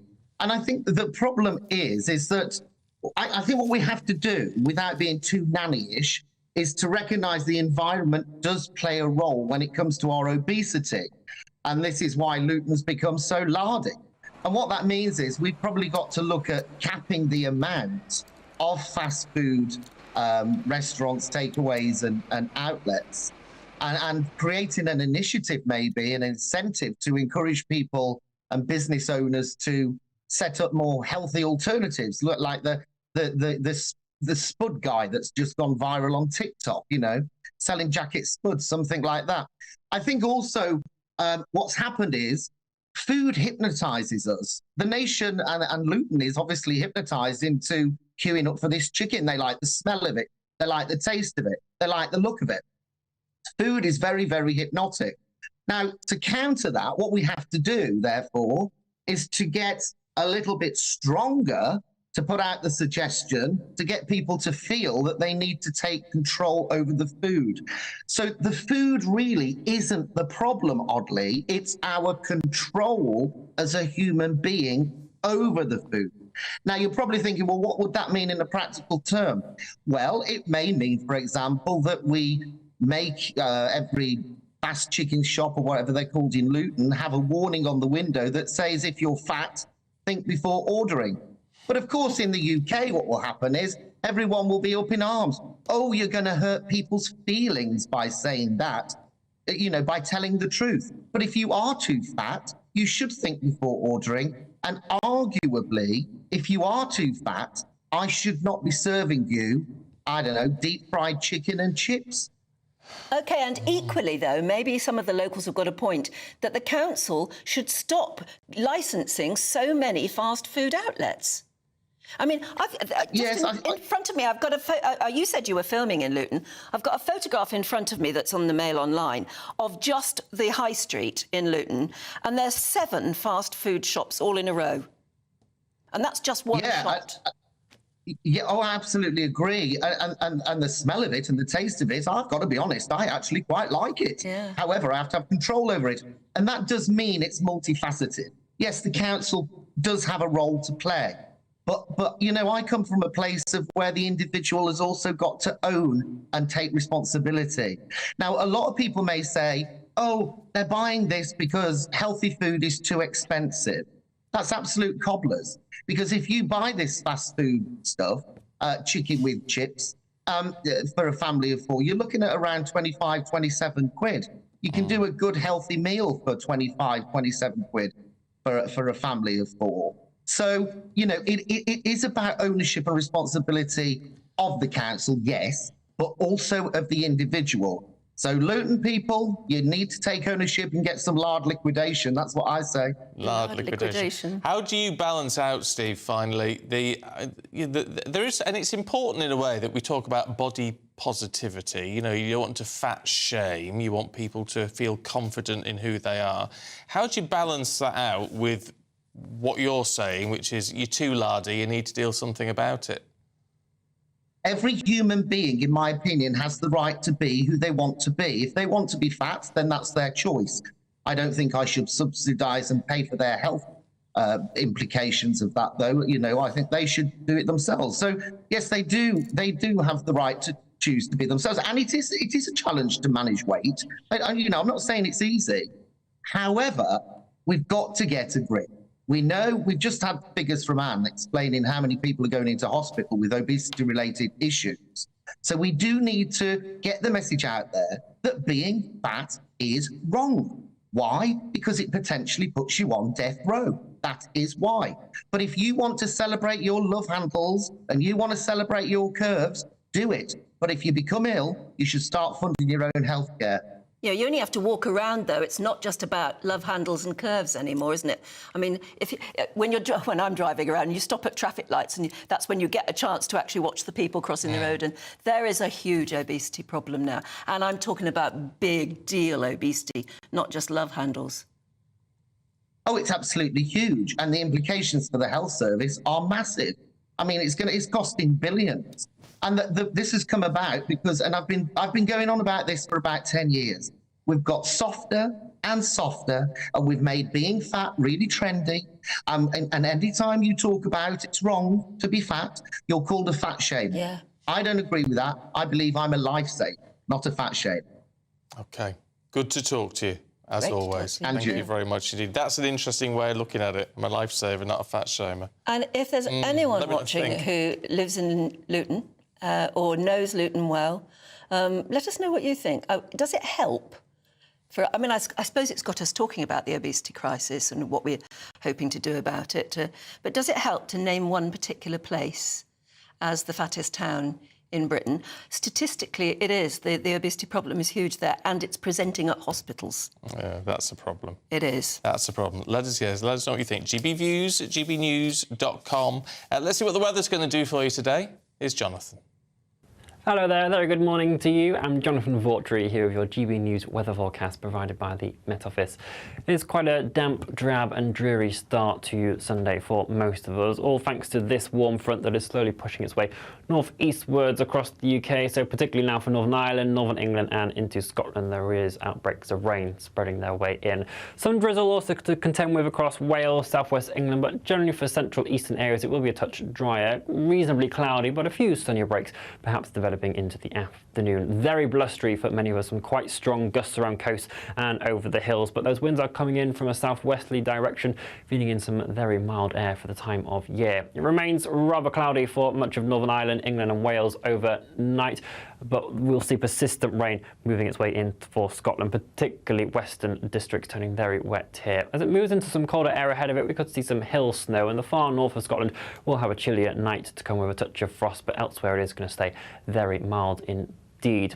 For much of the southern two-thirds of the UK, again, it is going to be a fairly drizzly and cloudy day on Monday. Perhaps a few outbreaks of brightness poking their way through at times, but it really is Scotland that's going to bear the brunt of the most persistent rainfall. Some areas in the west perhaps seeing 120 millimetres build up by the end of the day.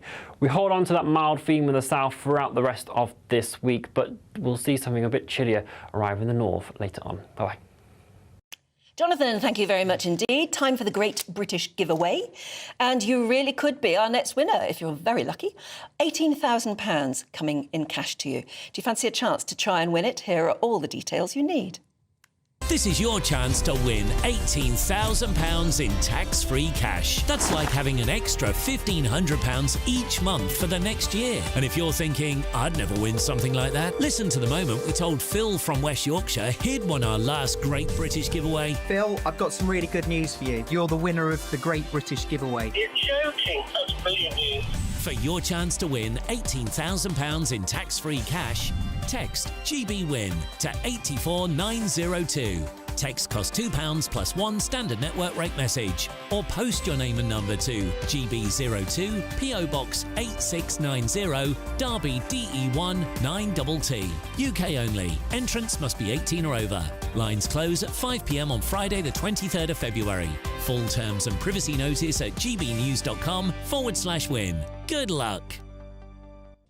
Still to come for you. It's been, or it's going to be, I should say, tonight, yeah. Music's Night of Nights, the Grammy Awards. So, the big question is, could Taylor Swift beat Frank Sinatra's record on a number of wins for Best Album? That's next. Big news, big debates, big opinion.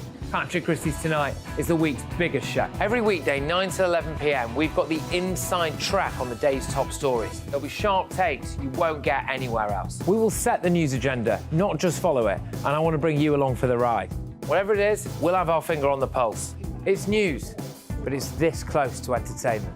Patrick Christie's Tonight, 9 to 11 p.m, only on GB News, the People's Channel, Britain's news channel. GB News is Britain's news channel, and now you can support it. All you have to do is scan that QR code that's up on your screen right now, or you can go to gbnews.com/support and become a GB News member. You'll have fantastic benefits. We're also going to organise special events where you as GB News members can meet the presenters, the on-screen faces. Scan the QR code or go to gbnews.com/support. Thank you so much.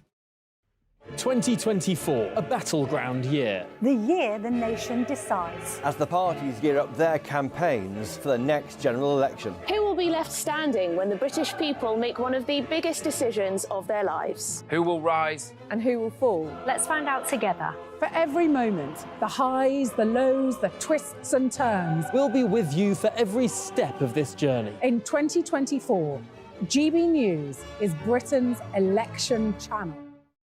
I'm Michelle Dewberry, and I'm not here to tell you what to think. I'd much rather hear what you have to say. So, send in your opinions to gbviews@gbnews.com. Keep them clean, and you never know, I might read them out. With my panel here on Jubes & Co, we debate, we get stuck into the issues of the day on a show where all views are welcome, especially yours. GB News, the People's Channel, Britain's news channel. I'm Christopher Hope. And I'm Gloria Di Piero, bringing you PMQ's live here on GB News. Every Wednesday, we'll bring you live coverage of Prime Minister's questions when Rishi Sunak and Sir Keir Starmer go head-to-head in the House of Commons. We'll be asking our viewers and listeners to submit the questions that they would like to put to the Prime Minister, and we'll put that to our panel of top politicians in our Westminster studio. That's PMQ's live here on GB News, Britain's election channel. In the GB Newsroom, we bring you the news as it happens. With our team of dedicated journalists across the UK, we're ready to give you accurate reporting every day. When the news breaks, we'll be there with bulletins on GB News, the People's Channel, Britain's news channel. Your weekend starts here with Friday Night Live with me, Mark Dolan, 8 till 9 on GB News. Big stories, big guests and big laughs as we get you ready for a cracking weekend. That's Friday Night Live with Mark Dolan. Fridays 8 till 9 on GB News. Bring your own drinks. The admission's free. Good afternoon, Britain. Good afternoon, Britain. Join us, Tom and Emily, To find out what's happening in the heart of Westminster. and why it matters to you. Weekdays from midday, we bring you the most compelling stories from across the United Kingdom. And from your doorstep to our inbox. That's right, we want to hear from you. GB News, Britain's news channel.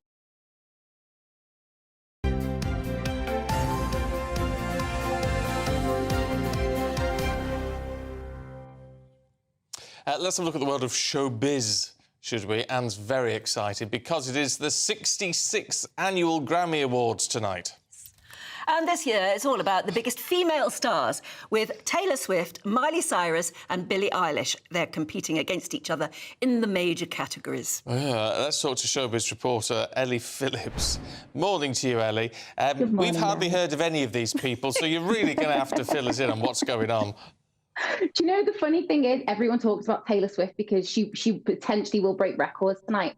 But there's actually an artist called SZA, which when you look at the word, it's S-Z-A. She's the most nominated artist for tonight's Grammy. She's up for 9 awards with her second album, which is called SOS. She's an R&B soul artist who's really, really good. But yeah, like you said, the big artist is that females are dominating this year, which is amazing.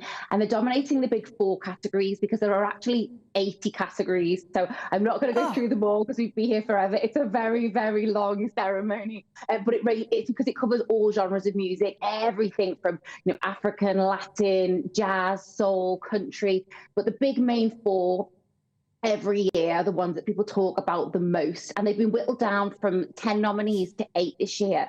So there are 8 competing in each. And actually, there's only one male artist, a guy called John Baptiste, who's up for record, album or song of the year. They're all women. So this really is the year of the women.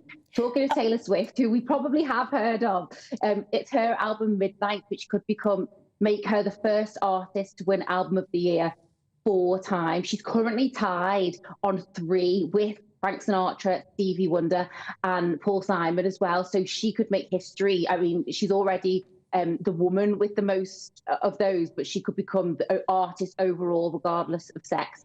Now, I've heard of them. Ever hold it? Yeah, exactly. So well, this is it. You see, it's a bit like, is this just a sign of our age, or is it? But you think of the greats, as it were, compared to, looking down my list here, Dua Lipa or Billie. Yeah. I mean, it's all a bit of a. Are we just out the loop?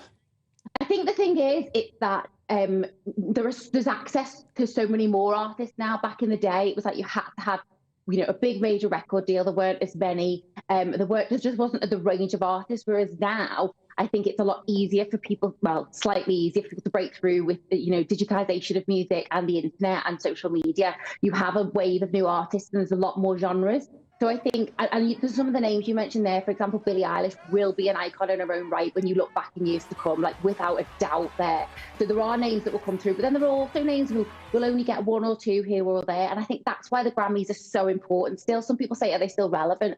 But actually, when it comes to musicians and you look at legacy, the thing they always say is, they won a Grammy or they won 10 Grammys or, that's the pinnacle of their career. And it also opens up so many people around the world to new artists. So, for example, like I said, Caesar's up for 9 awards. A lot of people in the UK won't have heard of her, but after tonight, they will check out her music, because I think if you're at the point where you're up for 9 Grammys, it's like, maybe I should check her out, you know? And that's across all different genres as well. Like I mentioned before, there are so many others, and it's great to see them come through. And there's also a category which is New Artist of the Year.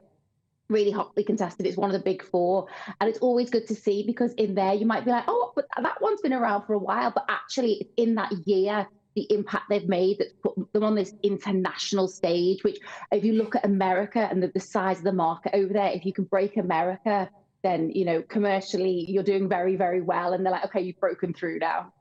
Okay, so we were talking a bit earlier about whether we knew Taylor Swift at all and whether we could name a song, because you'd think that we'd probably be aware of one of her big songs, and we couldn't come up with one. So, Ellie, tell us a couple of her songs that we should know. Oh my God, there are so many. Trouble. Oh God, let me think now. I think off the top of my head, you've got me going, but they're all the catch. Do you know, the thing is with Taylor Swift, with her songs, and I actually think you would know them if you heard them. So even if I say the names, you might be like, eh? But then when they come on, you would almost automatically recognize them, because they're just so catchy. I mean, I think she's got so many albums. She re-recorded albums because they were so popular. You're looking it up now. I am, yeah. I'm like, I can't think of them off the top of my head, because I can sing them all, but no one wants me singing at this time in the morning, I'm telling you that. No. At all. It's like being on a quiz show. Yeah. Yeah, okay, so here we go. Okay, so you've got Love Story, Shake It Off. Okay, Shake It Off, Shake It Off, Shake It Off. No? No, I do know that one. Yeah. I have heard that one. If I sing them, which I apologise for doing this time in the morning, that's when you'll hear them. So it's the ones where you, like Anti-Hero, if that means anything to you guys. No, honestly, they're the ones when you hear them, you hear the chorus, and you're like, oh, I knew you were trouble, which if I sing it a little bit, I knew you were trouble when you walked in. No? Well, look, she must be good, because there are lots of reports saying that when her tour comes to town, she can change the economy of a city just by doing a gig there, apparently. Yeah, she must be incredibly good, because she's so incredibly successful. She is good. She's great live. And actually, her recent tour broke records. It doubled the amount of money made for kind of the economy worldwide. She made $2 billion for economies worldwide. And the great thing about Taylor Swift is as well, apart from her music, when she goes to different cities, the stadiums, what she does is she donates money to shelters and to groups that give out food banks. So she donates to them every city she goes to. So she's aware. I mean, she's got this, you know, jet set lifestyle where she's on planes all the time, but she does give back, and she does make sure that her impact in areas is very, very positive. Well, she sounds like a very nice person, which is what matters. Ellie, good to see you. Thank you very much indeed. Thank you for explaining it to us. I mean, I was saying on the drive-in, I listened to Radio 3.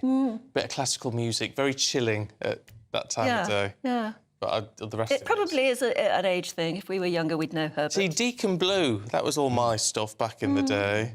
Love all that sort of Deacon Blue, U2, all that. But I don't listen to pop music now. No. I mean, do you know who Taylor Swift is?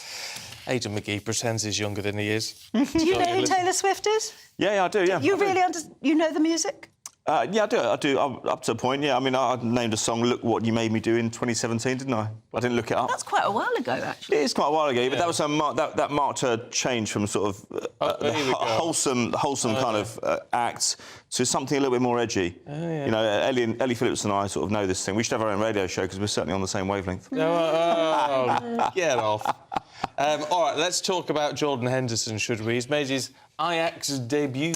He has indeed, and he's cleaned up at Ajax, as someone might say. Yeah. No. Let's be serious about him, because you cut in some slack, to be fair. We spoke about him quite a few times on the desk, and it's beginning to become a little bit more apparent why he came back from Saudi. He lost a lot of money, actually, because he didn't complete his £38 million contract. He had to, because he didn't finish the first 2 years or complete the first 2 years, he didn't earn that entire £38 million, and he had to pay £7 million in tax to the Saudi government, or the Saudi exchequer, if you like. So look, Gareth Southgate obviously said to him, you can't play in Saudi if you want to be included for the England side. I think he's made a decision because he wants to play international football this summer. He wants to be part of the Euros. He's been part of the journey so far with Southgate. Southgate goes and sees him yesterday, and they face their big rivals, PSV, and they draw 1-1. He plays the full 90 minutes, and he needs to see him play at a level somewhere close to the Premier League if he's going to be included for England. And I think that's a football decision. That's not a money decision.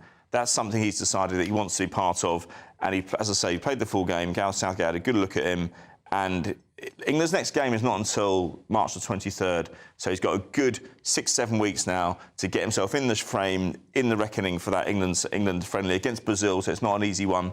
As we look towards those preparations, Calvin Phillips has gone to West Ham as well, so he's back in the frame, he's got competition, and I think I've been critical of Jordan Henderson as to why he went to Saudi. I think a lot of people were considering everything he did or purported to do for the LGBTQ plus community. But I think this is evidence that he wants to get an England squad. It's a football decision, and I think he deserves a little bit of credit for that. Oh, yeah, I think people are too easy to be critical of him, to be honest. Yeah. What's going on with the cricket? Let me just give you an update on the score, because it's not gone particularly well for England this morning. England, after lunch, they've resumed after lunch. India are now 197 for 4, and they lead by 340 runs. That's a very, very difficult chase for England to get back. And they started well with the ball.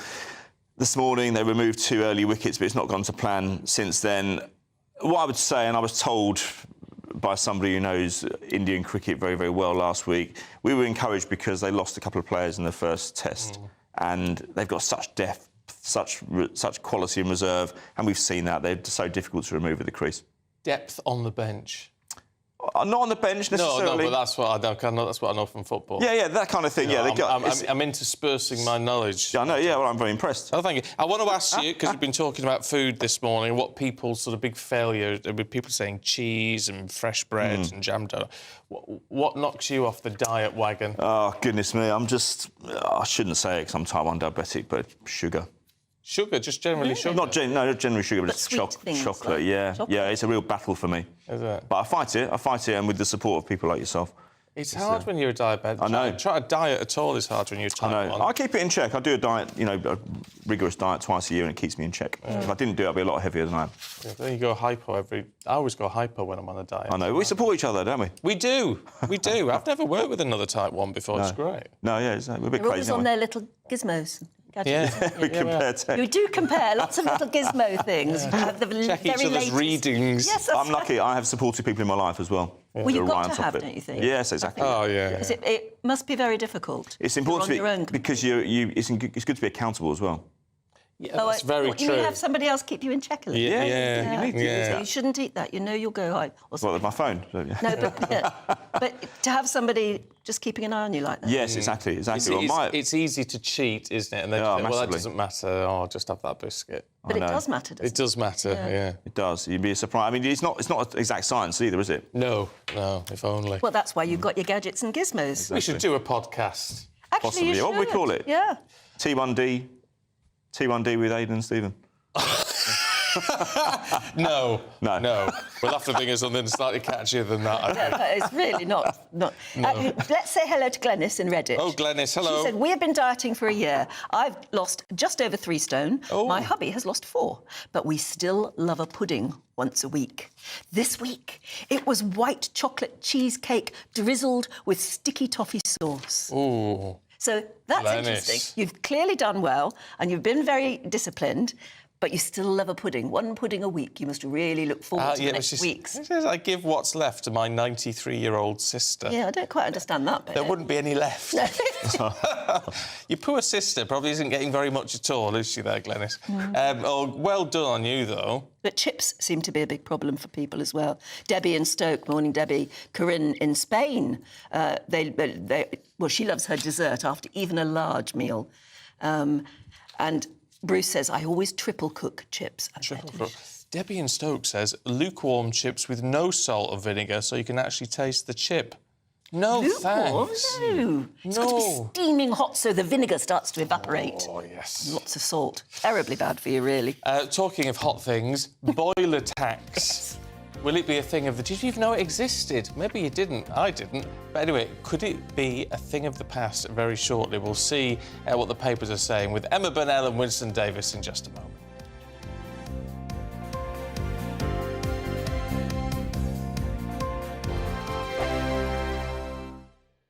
Good afternoon, Britain. Good afternoon, Britain. Join us, Tom and Emily, To find out what's happening in the heart of Westminster. and why it matters to you. Weekdays from midday, we bring you the most compelling stories from across the United Kingdom. And from your doorstep to our inbox. That's right, we want to hear from you. GB News, Britain's news channel. GB News, unlike other broadcasters, isn't obsessed with the London-Westminster bubble. We think there's a nation beyond the M25, and that's why we talk about the issues that matter across the land. Join me on State of the Nation, 8 to 9 o'clock, Monday to Thursday, on GB News. Daisy's listening, and you should too. Every Sunday from 11, join Michael Portillo. There'll be topical discussion, looking at the week before and the week to come. So kick back and relax at 11 a.m. on Sundays on GB News with me, Michael Portillo. GB News, the People's Channel, Britain's news channel.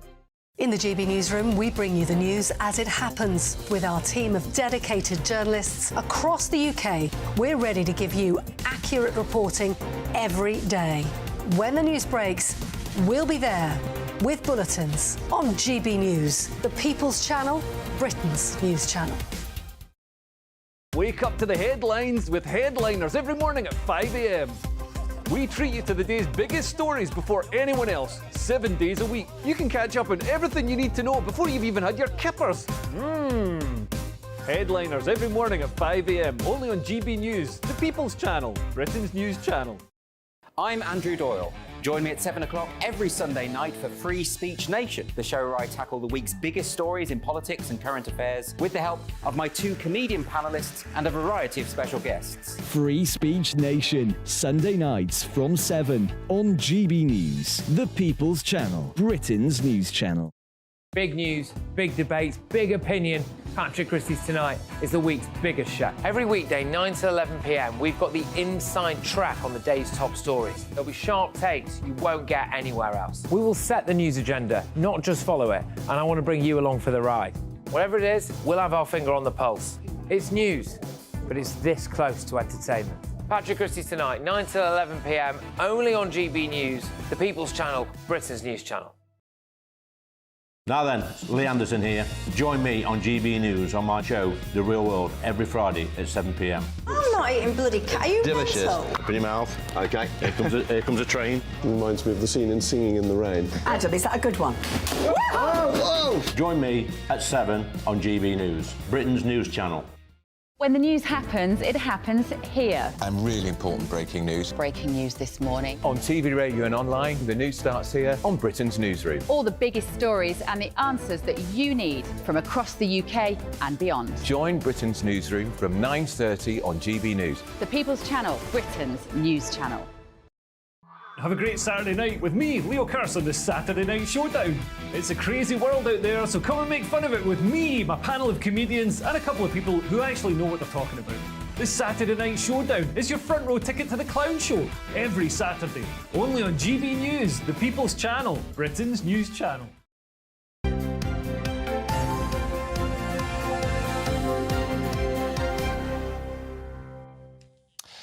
OK, it's 7:47. Let's see what's in the papers this morning with Emma Burnell and Winston Davis. Good to see you both this morning. I want to kick straight off with boiler tax. What's this all about? I didn't know there was a boiler tax. No, I didn't know there was a boiler tax. Winston, you're the expert. Why don't you fill us in on what the boiler tax is or is not? OK, cool. Right. So I run a heating company, and they say that the government are putting a £200 tax on all gas boilers that are sold in this country in order to drive both manufacturers and the public to want to fit heat pumps. Now, all that's done is mean that we get charged more money for the boilers, so we then charge the public more money. Yeah. So the manufacturers aren't losing out. If anything, they're winning. But the whole point is they're trying to force people to go more and more to heat pumps. But the reality of it is we're not ready for it yet. You know, there needs to be more investment in the infrastructure, the training of installers and engineers, and they need to make it more. I know they've increased the grant for homeowners, but the £7.5 grant, but they're not talking about your window double glazing, insulation of floors, in walls, ventilation that you're going to need. Once you insulate everything, you're then going to need all ventilation. that needs to be done to make the heat pumps work? To make it work better, because it works at a lower temperature. Radiators work at 65 degrees, heat pumps work at 50, 55 degrees. You know, and there's a lot of great work being done. There's a company called Heat Geek who do a lot of great training, but they need more grants and money from the government to try and get, you know, companies like us to do it. I mean, this is absolutely it. So I'm fully in favour of us switching to as many different green systems as we can. But you cannot make that difference at that sharp end. You've got to make it in the investment that comes in before. You've got to have the training. You've got to be able to say to somebody, this is not about changing your boiler. It's about changing your entire flat or home. Yeah, which is what we're not being told at the minute. That's the problem. Which is why, presumably, whenever we talk about heat pumps, we get loads of people messaging in, some saying they're useless, my house is now cold, while other people say, no, it seems to work fine. So it's not to do with the pump, it's to do with the house. It's to do with the house, Even in new builds, I've got clients that call us saying, oh, my heat pump's not working, I'm cold, what do I do? And it's like, you know, even if the original installer doesn't know how to set up a commissioner system properly or install it properly, well, they're going to be naffed anyway. So we've got to train people. I mean, I always go back to the dash for gas that happened in the 70s, where they literally went street by street by street, changing people over to gas central heating. And it was a great thing, but it was a government scheme that just said put loads of investment to completely change that infrastructure. And I think that's what's required here. A dash for insulation. Insulate every home in Britain by the end of the decade. It's perfectly doable, and it would save overall an enormous amount of money for everybody. But unfortunately, we just don't have the foresight or the imagination to do that kind of big programme anymore. It's all tinkering around the edges. OK, Emma, can we have a look at Ofsted? Yes, gosh. This is a really worrying story. So apparently, Ofsted inspectors since 2018 have been taking notes live on iPads and computers and things, and inputting them into a system as they're talking to people. So they get these sort of live verbatim notes. And then they're being lost, and they're having to recreate them from memory. And it's this, again, it's a computer system gone wrong. It feels very, very reminiscent of things we've been talking about for the last month in terms of the post office. Yes, doesn't it? And Ofsted inspectors are being told, you know, that what are you talking about? There's no problem. A cover-up in terms of the expensive software that's been bought. And then again, you know, we know that the Ofsted inspection regime can put enormous pressure on schools. So those schools have to have, at the very least, absolute confidence in the notes and the inspection process that's being done. Why are we in this country so bad at corporate computer systems? You know, we understand that the computers We're very bad at buying NHS are an things. absolute mess, and Post Office clearly, and this is another example. I mean, I don't have long. I could literally go on for hours about this, but essentially what we are appalling at in this country is procurement. We have cut and cut and cut down procurement experts, people who know how to do big buying. Particularly in the public sector, they're always seen as, and you will get people going, oh, why are you employing a procurement officer? Well, it's because that company, trying to flog you something that probably doesn't work that well, has 100 lawyers writing a contract that you don't really understand. Yeah, well, 'twas ever thus, was it? It's not right. I want to change tack, very briefly. Winston, to have a look at the front of the Star. The Chuckle brother Paul. Yeah, what's going on? So he's been on, I saw it earlier, so he's been on a celebrity... he's been on a celebrity programme talking about my house is haunted and what to do about it, because his toilet's been flushing in the middle of the night and he's hearing these cries and giggles and whatever. And so he's got a haunted toilet. yeah, haunted toilet, haunted house. They're saying that they've got somebody to contact the spirit that's living there, and it's a boy that was murdered in the 1870s. So, yeah, whether you believe that or not, I mean, I'm not being funny, but if I were going to come back having been murdered in the 1870s, I'd probably want to do more things than flush a Chuckle Brothers toilet. I don't know. I'd be, as much as we might laugh about it, I'd be a bit worried if I had to go in the night. Do you know what? We say we laugh about it, but it depends where you come from, right? I was in Jamaica a couple of years ago, and my family there were talking seriously about duppies over there, yeah, and talking about the spirits, and they properly believed it. And they asked me, you know, have you seen it? And I was like, no, I've not seen it, but it depends. It's a cultural thing. Yes, you know? yes. If you believe it, you believe it. We were talking in the group. I'm a pure rationalist. I don't believe in ghosts at all. You'll get a visitation one of these days. I believe in bad plumbing. Yeah, absolutely, Anne. All right. Well, there we've got to leave it. Emma Winston, thank you. See you a little bit later on. Here's your weather. That warm feeling inside from Boxed Boilers, sponsors of weather on GB News. Hello there, very good morning to you. I'm Jonathan Vaughtry here with your GB News weather forecast provided by the Met Office. It's quite a damp, drab and dreary start to Sunday for most of us, all thanks to this warm front that is slowly pushing its way north-eastwards across the UK, so particularly now for Northern Ireland, Northern England and into Scotland there is outbreaks of rain spreading their way in.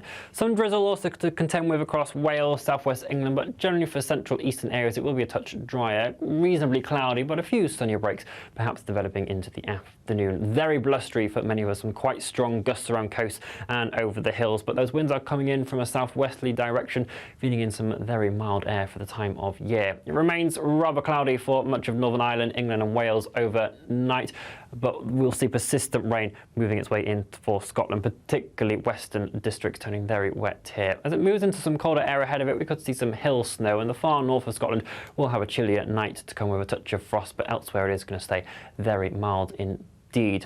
For much of the southern two-thirds of the UK, again, it is going to be a fairly drizzly and cloudy day on Monday. Perhaps a few outbreaks of brightness poking their way through at times, but it really is Scotland that's going to bear the brunt of the most persistent rainfall. Some areas in the west perhaps seeing 120 millimetres build up by the end of the day.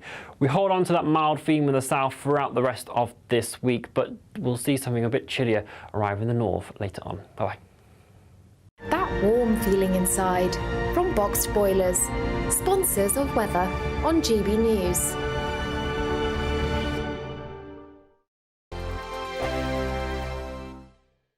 Big news, big debates, big opinion. Patrick Christie's Tonight is the week's biggest show. Every weekday, 9 to 11 p.m, we've got the inside track on the day's top stories. There'll be sharp takes you won't get anywhere else. We will set the news agenda, not just follow it, and I want to bring you along for the ride. Whatever it is, we'll have our finger on the pulse. It's news, but it's this close to entertainment. Patrick Christie's Tonight, 9 to 11 p.m, only on GB News, the People's Channel, Britain's news channel. 2024, a battleground year. The year the nation decides. As the parties gear up their campaigns for the next general election. Who will be left standing when the British people make one of the biggest decisions of their lives? Who will rise? And who will fall? Let's find out together. For every moment, the highs, the lows, the twists and turns. We'll be with you for every step of this journey. In 2024, GB News is Britain's election channel. I'm Christopher Hope. And I'm Gloria Di Piero, bringing you PMQ's live here on GB News. Every Wednesday, we'll bring you live coverage of Prime Minister's questions when Rishi Sunak and Sir Keir Starmer go head-to-head in the House of Commons. We'll be asking our viewers and listeners to submit the questions that they would like to put to the Prime Minister, and we'll put that to our panel of top politicians in our Westminster studio. That's PMQ's live here on GB News, Britain's election channel. Join us every night on GB News at 11 p.m. for Headliners, which is 3 top comedians going through the next day's news stories, which is exactly what you need, because when the establishment has gone crazy, you need some craziness to make sense of it. Headliners. You don't have to bother reading the newspaper. We've got it covered for you. Every night at 11 p.m. and repeated every morning at 5 a.m. We won't send you to sleep like some of the other paper review shows out there. So join us 11 p.m. every night on GB News. The People's Channel, Britain's news channel. Your weekend starts here with Friday Night Live with me, Mark Dolan, 8 till 9 on GB News. Big stories, big guests and big laughs as we get you ready for a cracking weekend. That's Friday Night Live with Mark Dolan, Fridays 8 till 9 on GB News. Bring your own drinks, the admission's free. In the GB Newsroom, we bring you the news as it happens. With our team of dedicated journalists across the UK, we're ready to give you accurate reporting every day. When the news breaks, we'll be there with bulletins on GB News, the People's Channel, Britain's news channel.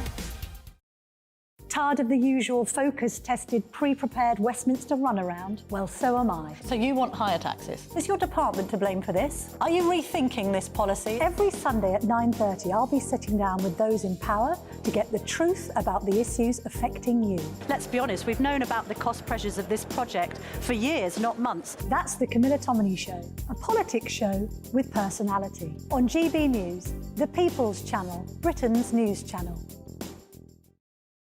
Good afternoon, Britain. Good afternoon, Britain. Join us, Tom and Emily, To find out what's happening in the heart of Westminster. and why it matters to you. Weekdays from midday, we bring you the most compelling stories from across the United Kingdom. And from your doorstep to our inbox. That's right, we want to hear from you. GB News, Britain's news channel.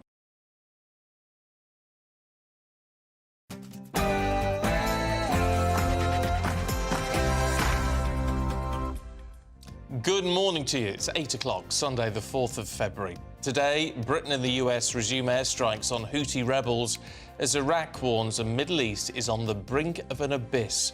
We're going to be talking to the former chair of the Defence Select Committee, Tobias Ellwood, in just a few minutes. The alleged Clapham attacker is still at large. The police now focusing again on the attacker's hometown of Newcastle. And our People's Panel returns today, and we're in Grays in Essex. Yes, welcome to Orsett, just close to Grays in Essex, where our People's Panel returns in the pub behind me on Camilla's Tominey Show from 9:30. Good morning. There were Six Nations scares on the opening weekend for England and Scotland in the rugby. Tyson Fury shrugs off an eye injury to set a date with Alexander Usyk, and we'll look ahead to a key clash at the top of the Premier League. Sunday is set to be a damp, dreary and blustery day for many of us. Is there any chance of some sunshine? I'll have the answers a little later on. Morning to you. I'm Stephen Dixon. And I'm Anne Diamond, and this is Breakfast on GB News.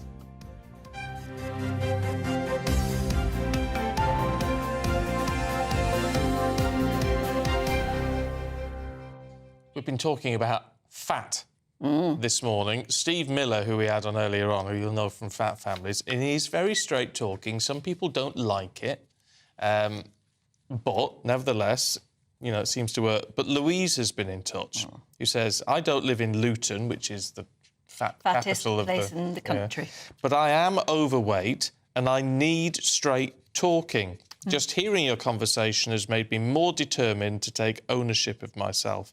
And that's the key. But it's the same with anything. It's the same with cutting down on drinking or giving up the fags or whatever it is. You've got to get your head in the right space to do it. I mean, to think, right, I need to do this. And I think you need support. I mean, you and Aidan were talking earlier about being type 1 diabetic, and you need a bit of support from the people around you as well, don't you? And that's not just people saying, you're fat, you mustn't eat that chocolate bar. It's sort of a bit more supportive than that, recognising the fact that it is actually really difficult to stick to a diet and go on losing weight. Most of us can do it for a few days. But it's keeping the consistency. And it's consistency that does lose you weight in the end, isn't it? So people end up yo-yoing. Yeah. David says, if you came to Swindon and you walked around the town centre, you would get the shock of your life. And then John says, the next neighbouring town along from Luton is Milton Keynes. I wonder what things look like there. Not so bad, really. Odd, isn't it? To be fair. Kathy says, on the obesity problem, I do think people put too much food on their plate. And they do, a lot of countries where they've learned to cut, Finland, for instance, had a big obesity problem, cut right back. Did they? Yeah, yes, Finland. You wouldn't expect, would you? No. But they did. And it was a lot to do with traditional diet and things like that. But they cut down the size of their plates. Portion control, they call it. If you have smaller plates, you tend to eat a little less food. I'm a bit of a piler on a plate. Yeah. Well, it's lovely to see the food piled on, but... Pat says, I have a terrible diet currently, only eating after work, no breakfast or lunch as I'm not hungry. But see, that's not healthy. That's not healthy because your metabolism doesn't work properly. I have no willpower and find it very difficult to stop eating all the goodies that are bad for you. Yeah, actually, we shouldn't call them goodies if they're bad for you. No, Baddies, aren't they? It is hard. It's it's fancying the healthy stuff. Sharon says, I do live in Luton, and there are loads of fast food outlets, considering the size of the town. But the Luton and Dunstable Hospital actually covers half of Bedfordshire and parts of Hertfordshire too. It's unfair to say it's all Luton's fault. Yeah. But I think the figures took that into account. The figures of that was 488,000, I think it was something like that, of admissions were obesity-related. But they were Luton people. Which is why they've come out with this report saying Luton's the fattest town in Britain. But is that helpful? I don't know. Just briefly, Eric in Kent says, like Anne, I always finish a meal on a savoury note. Banish puddings. Eric, no. No, I very rarely have a pudding. But when I do have one, I like to enjoy it. I don't understand. But why, when you go for a lovely meal and you've had maybe a glass of wine that's absolutely perfect for the food you're eating or whatever, then people want coffee at the end of it? Oh, why I like spoil the taste with a coffee? No, I like a coffee at the end of it. It sort of rounds it off. It's lovely. Anyway, each to their own, Anne. Each to their own. Yes, indeed.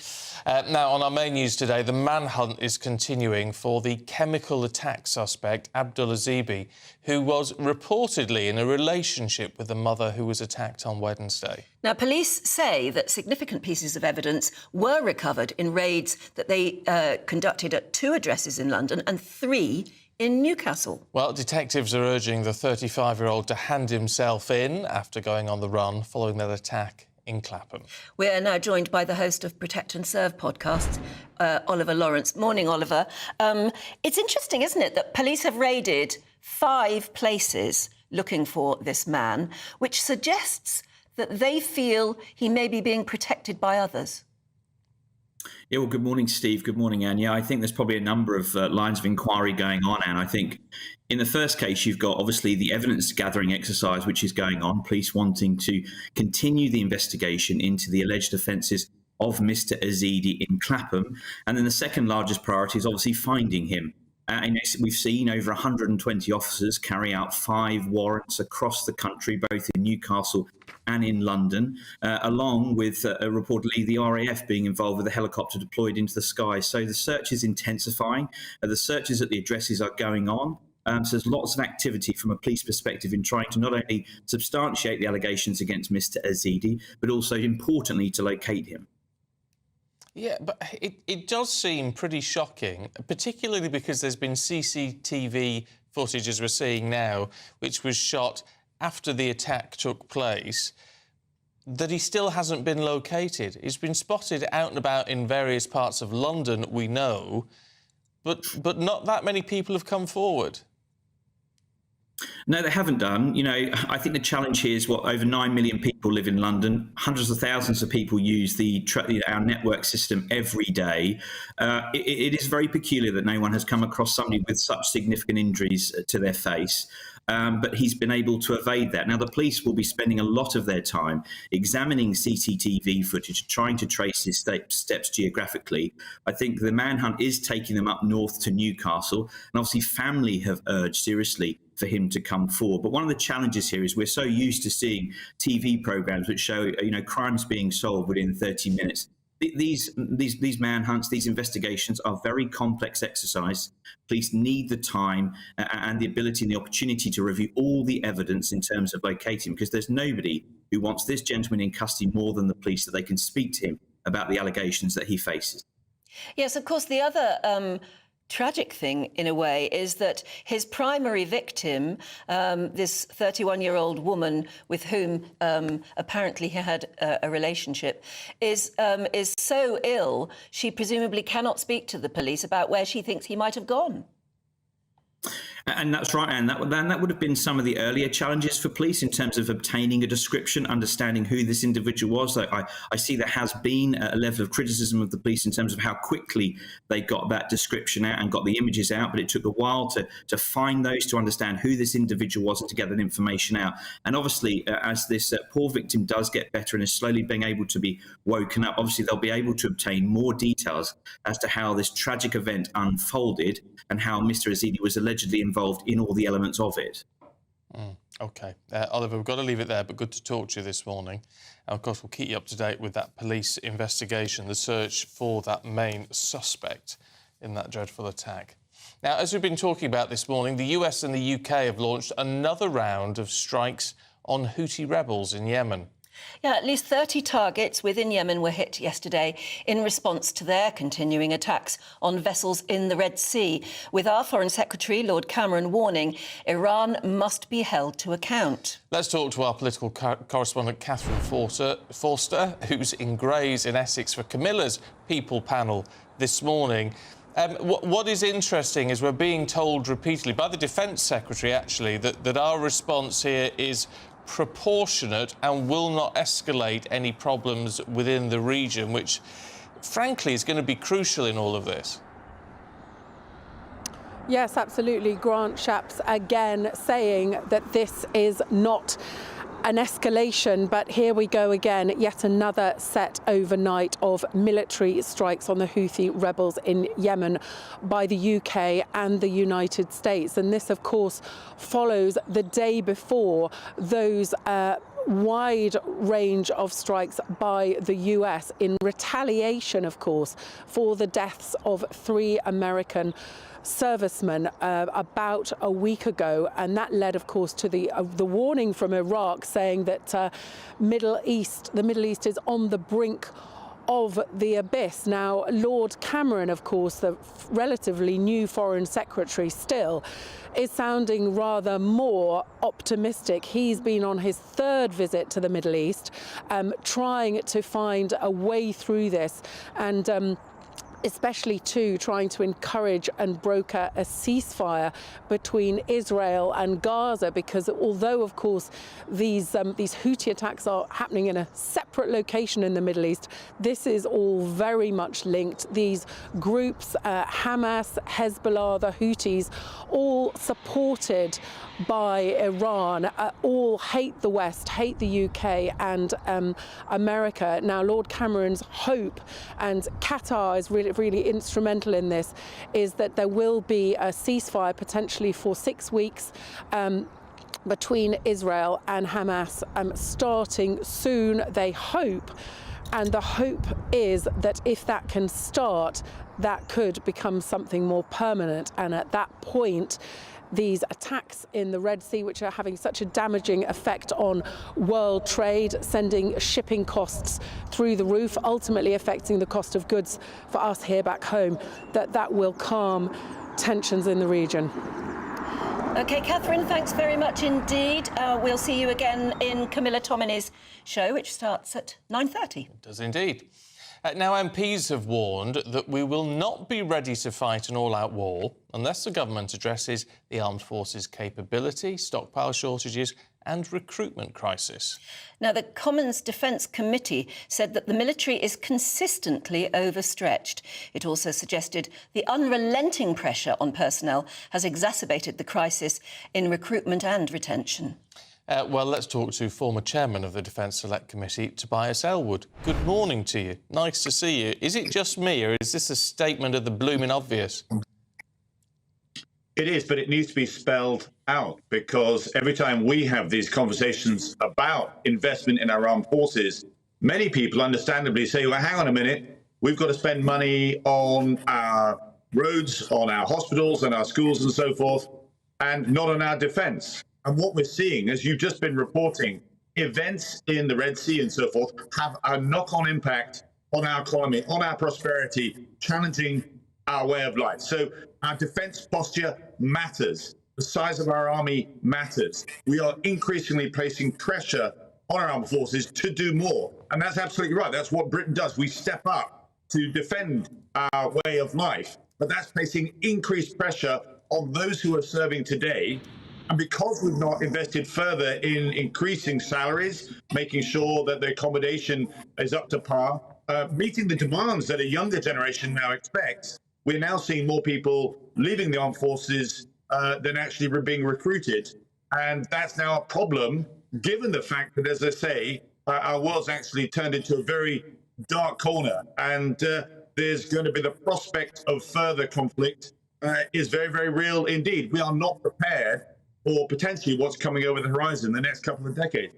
OK, so you say it needs to be said, even though, as Stephen pointed out, it's probably a bit blooming obvious when you think about it. So you've said it, but what are you going to do about it? What can we do about it in sufficient time to address all of these mounting concerns? Yeah, many questions that came up. I'm pleased this report has come out. It's actually one of three. We did another study in the RAF and another one on the Navy. All three services, all domains require attention. And it comes down fundamentally to increasing the defense budget to around 3%. That's what we now need to do, such as the pressures that are placed on our armed forces personnel. We're no longer in an era of peace. We're in an era of constant conflict. We're a world that's no longer at peace. We're not at war, but we're sort of an in-between area. And Britain needs to be able to step up to it. So we need to look at the aspects of what we need to do to increase recruitment and retention. It's the retention that's the most important aspect of this. When somebody on a ship, an engineer, for example, that's a bespoke role. If that ship doesn't have those engineers, that ship can't depart. Likewise, a sergeant major, in a regiment and so forth, if you don't have these experienced people retained in their armed forces, then the professionalism of that unit then diminishes. So I know that the new Defense Secretary, very conscious of this. I suspect he'll be looking at this over the weekend to see what more can be done in response to this report. Well, yeah, and look, and it's a tough job for anyone to deal with when there are these sort of pressures. Why is it, do you think, Tobias Ellwood, that we have been so short-sighted in all of this? Because, yes, we have been a world at comparative peace, or a nation at comparative peace for a period of time, I mean, after the Cold War ended and what have you. And so, as a result of that, we have just scaled back our defence forces, our defence spending, and all the rest of it, which is frankly stupid, isn't it? Because the minute anything happens, then you're left short. You sum it up very well indeed. It is our insurance policy for when things go wrong. But you're absolutely right to point to the Cold War, when we were prepared, when we avoided World War III, but we have become complacent in assuming that we'd finally cracked it. We've worked out a way of running our world, if you like, international engagement, globalization, everybody embracing liberal democracy. Take a look at China, take a look at Russia, take a look at Iran. Clearly that is not the case. And instability is now growing. Once again, we need to invest in our armed forces. But you're absolutely right. We shouldn't have let our guard down in the first place. Yeah, we've been complacent, really, haven't we? I mean, but it could be addressed quickly if the will is there. We could be stepping up the way we recruit people, and certainly, as you say, addressing the problem of retention and making it, once again, something that people want to do and feel motivated to do. You know, I serve myself. I have to say, anybody that considers joining the armed forces, you will not regret it. You know, you're going to go places you didn't realize existed, meet people that you never knew, were there. You're going to learn about yourself, grow in confidence, and your mum will be very proud of you when you march off that parade square, and you'll be doing something for your nation at this critical time as well. But it does require everybody's buy-in, including the British public, dare I say this, because if you increase defense spending, there's a lot of pressure to say, why are you doing that? Yeah. But as we're seeing, and I stress this again, our economy and our security are symbiotically interconnected. As we see in the Red Sea, if we don't protect those international shipping lanes, if we don't step forward with other nations, then our way of life is now challenged because of these errant nations taking advantage of our ever-wobbly international rules-based order. Britain does step up. That's who we are as a nation, and we need to start doing it again. Yeah, but you see, that it's interesting you talk about the British public in this, because we are lacking, I think. We need to hit a point. I have no idea how we do it, but we need to have a real pride in our armed forces, aren't we? The people who put themselves on the line to protect us, protect our way of life. We should be celebrating that. We should have real national pride, shouldn't we? I'm absolutely right about that. And I think we do as a nation. We see that in Armistice Day. We see that in Armed Forces Day. I think Britain is very proud of the armed forces that we have today and what they've done to defend our, hard-fought values that we now enjoy today. There's no doubt about that. But preparing for what's coming over the hill, that's a different ask. And it requires politicians from all sides to make it very, very clear that we buy into this and recognize that if we don't start to upgrade our Army, our Air Force, and our Navy now, there will be repercussions because weakness and timidity will be exploited by our adversaries. This is a new era of insecurity, and we need to wake up to that. Whose modern face would you put on the Kitchener poster saying your country needs you? That's a very, very good question. I mean, it is, looking back in history, it is a sense of Churchillian spirit that we now need to embrace and recognize. And it is very different. I get criticized a lot for wanting to see us move to 3% GDP when there is so much domestic pressures with cost of living crisis and so forth. I simply repeat that if you want more money in the coffers, in the Treasury, to pay for all these other domestic issues, then you have to look at our international security. We are subject to international headwinds. Half of our GDP is affected by what goes on away from our shores. And Britain, as I say, has that intention, that interest. It's embedded in our DNA to be aware of what's going on around the world and stand up with like-minded nations to defend our way of life. Tobias Elwood, good to see you. Thank you very much indeed, even though you didn't answer that last question.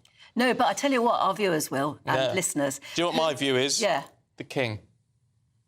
Ooh. The King. Who else could you? The politicians are... no, you wouldn't be a politician. Not stable enough at the moment. I don't think we know enough about who is leading our armed forces at the moment. So I think the members of the royal family, the King, the Princess Royal, those people who really have sort of strong roles, that's what I'd do. Who would you put on that sort of poster saying your country needs you, and to make it a good thing to be proud of?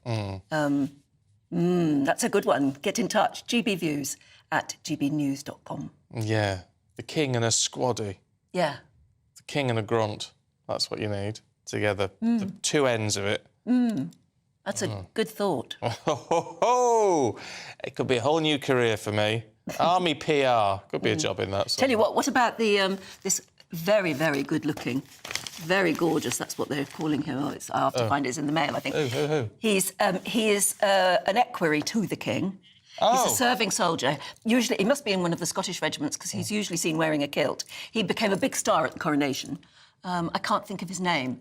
But he is very gorgeous young man.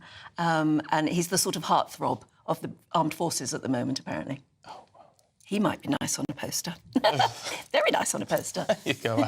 And Diamond, there you go. Honestly, I never know what she's I'll find his come out picture with. for you. Let's have a look at the weather for you this morning with Jonathan. Hello there, very good morning to you. I'm Jonathan Vaughtry here with your GB News weather forecast provided by the Met Office. It is quite a damp, drab and dreary start to Sunday for most of us, all thanks to this warm front that is slowly pushing its way north-eastwards across the UK, so particularly now for Northern Ireland, Northern England and into Scotland there is outbreaks of rain spreading their way in. Some drizzle also to contend with across Wales, southwest England, but generally for central eastern areas it will be a touch drier, reasonably cloudy, but a few sunnier breaks perhaps developing into the afternoon. Very blustery for many of us, some quite strong gusts around coast and over the hills, but those winds are coming in from a southwesterly direction, feeding in some very mild air for the time of year. It remains rather cloudy for much of Northern Ireland, England and Wales overnight, but we'll see persistent rain moving its way in for Scotland, particularly western districts turning very wet here. As it moves into some colder air ahead of it, we could see some hill snow, and the far north of Scotland will have a chillier night to come with a touch of frost, but elsewhere it is going to stay very mild indeed. For much of southern two-thirds of the UK, again, it is going to be a fairly drizzly and cloudy day on Monday. Perhaps a few outbreaks of brightness poking their way through at times, but it really is Scotland that's going to bear the brunt of the most persistent rainfall. Some areas in the west perhaps seeing 120 millimetres build up by the end of the day. We hold on to that mild theme in the south throughout the rest of this week, but we'll see something a bit chillier arrive in the north later on. Bye-bye. We didn't pay any attention to Johnny because you were busy. Jonathan Vaughtry, because you're looking at Johnny Thompson, Lieutenant Colonel Johnny Thompson, serves with the 5th Battalion Royal Regiment of Scotland. And he is now the king's super equerry, his right-hand man. Married, though. Was married, now got a new love. Oh. Which is why he's in the Mail today. Oh, I see. He's seen striding out with his new love. But you quite like the look of him, don't you? He's a very, very attractive young man. I wonder how old he is. But he would be quite good on a poster, 52. saying your country needs you. He could be standing next to the king. He was a big... he got an army of female fans after his appearance at the coronation because he was in a full outfit with the kilt and everything. I think you need a trooper. I do. Yes, I know you're probably right there. Maybe you need a team of people so you've got lots of different posters that would appeal to lots of different sorts of people. But each with the king. There you go. I know, I agree with you there. I think that's a very good idea. Now, what would you do with an extra £1,500 every month for a whole year? Well, you could win the equivalent of that in our Great British Giveaways. £18,000 cash, tax-free, is up for grabs. Here's how you could win it all.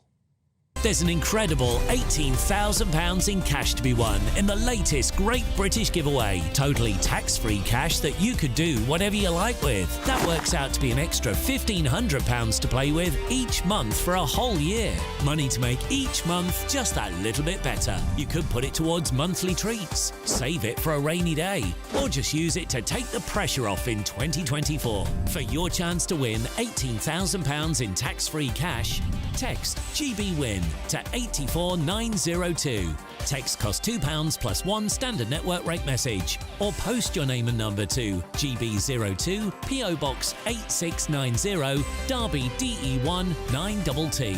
UK only. Entrance must be 18 or over. Lines close at 5 p.m. on Friday the 23rd of February. Full terms and privacy notice at gbnews.com/win. Good luck.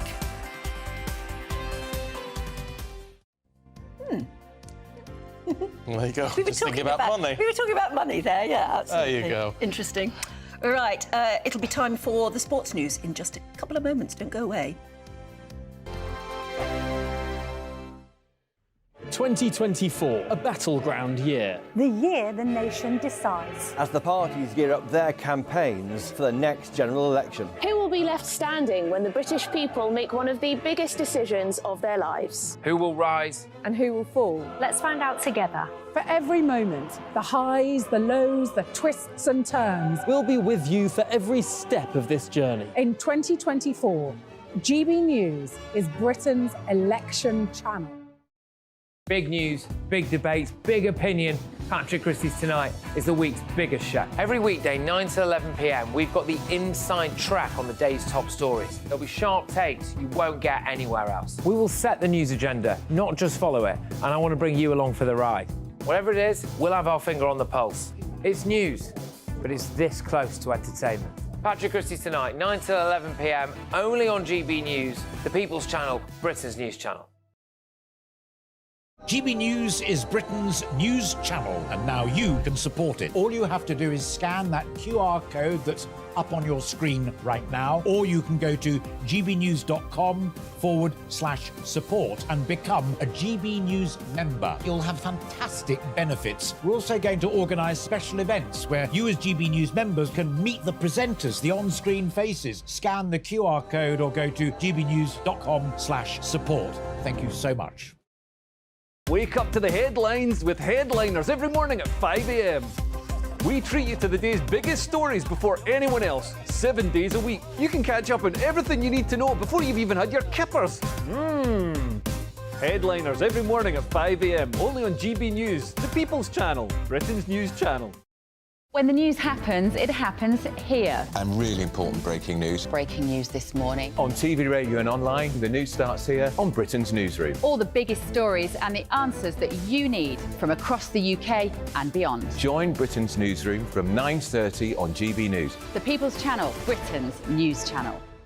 Now then, Lee Anderson here. Join me on GB News on my show, The Real World, every Friday at 7 p.m. I'm not eating bloody cat. Are you Delicious. mental? Open your mouth. OK, here comes a train. Reminds me of the scene in Singing in the Rain. Adam, is that a good one? Whoa! Join me at 7 on GB News, Britain's news channel.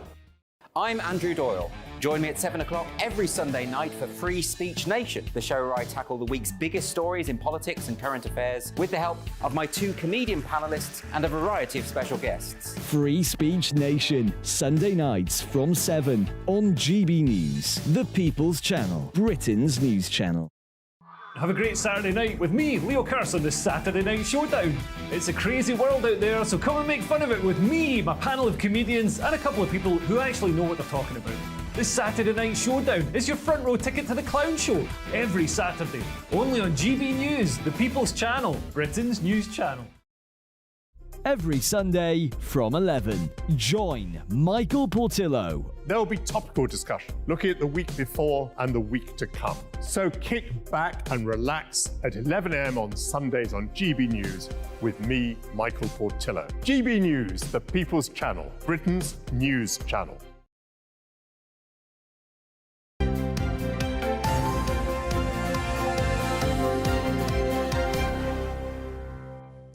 .29, morning to you. Indeed, morning to you. I thought you had a view. No, we've got loads of views. Thank you so much for getting in touch. Michael says the UK's capability to fight a war isn't to do with recruitment problems. It's because, like everyone else, they've had their budget cut year after year. Yeah, well, I agree, and that's got to be changed. Would you be willing to, well, maybe not pay more tax, but maybe forego all these promised tax cuts if it went to funding the armed forces? I would. Yes. I would. Yeah. But I'm in a better But Peter says cut foreign aid and benefits to support the armed forces. Well, maybe you wouldn't need so many benefits if you actually provided those on benefits with a career in the armed forces. Well, there's an argument. Sounds sensible for some people, Far at too least. sensible, yes. Far too sensible for government policy. Let's see what Ada McGee's got for us this morning. Talking of fighting, though in a different way. Yes. Fury Usyk is back on. Well, when we spoke about this time yesterday, I don't think we were expecting a resolution so quickly, were we? But I think the key point you made yesterday was contracts, because I said, don't know, this injury could go on could take a long time to heal. But there are contracts that have to be observed. Saudi are the kingmakers at the moment in boxing in terms of hosting events. They have got the money indeed. Well, that's why this fight took so long to happen in the first place, because they're waiting for the Saudi season to open and to cut a deal there. Now, within 24 hours, or 36 hours rather, of Tyson Fury announcing that, or revealing that he has a cut above his eye, they've announced that May the 18th is going to be the day of the big showdown, the fight of the year, Tyson Fury versus Alexander Usyk, the second time it's been rearranged. So we are actually going to see it. And then last night was a big night of boxing anyway, with South London dust-up at Wembley Arena, all British affair.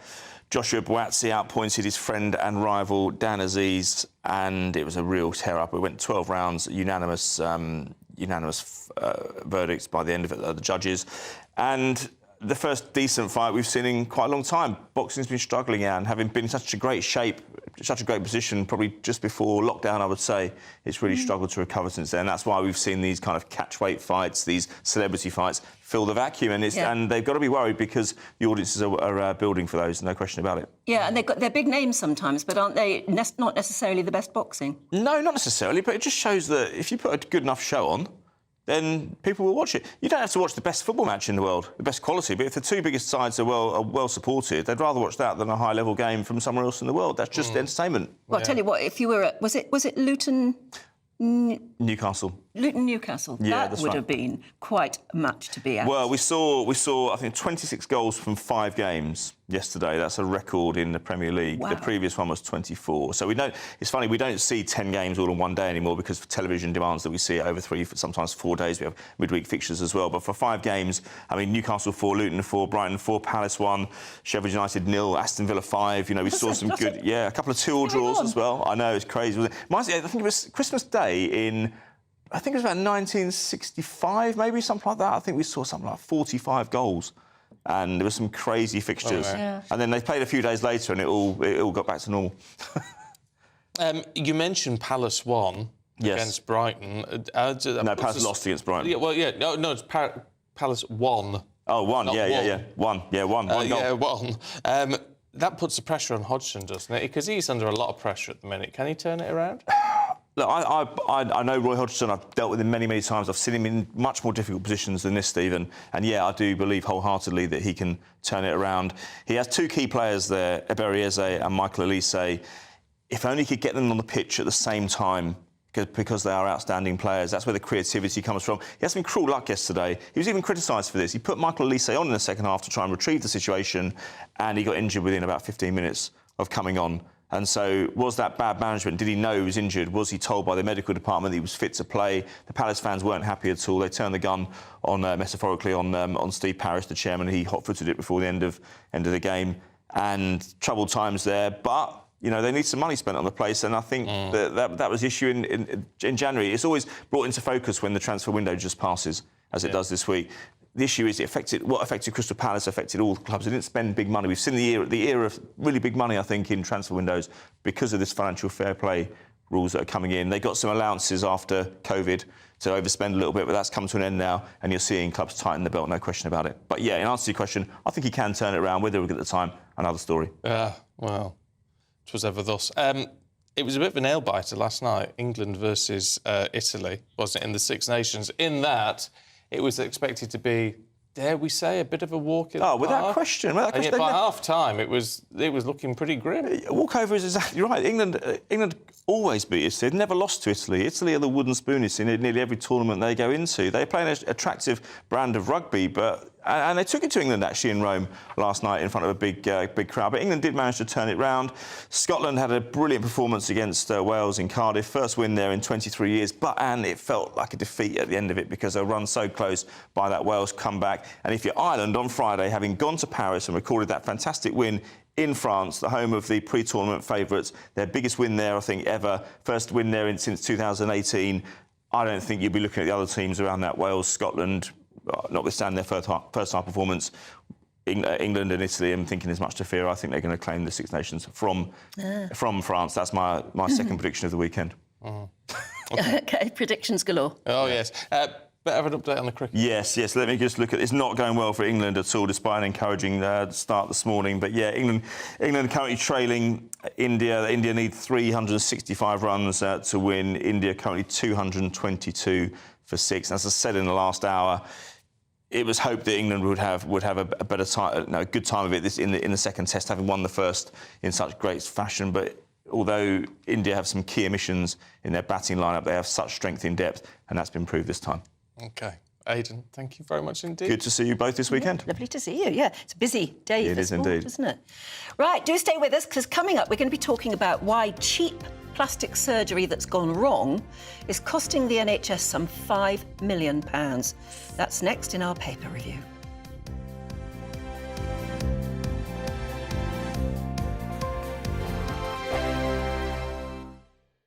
Big news, big debates, big opinion.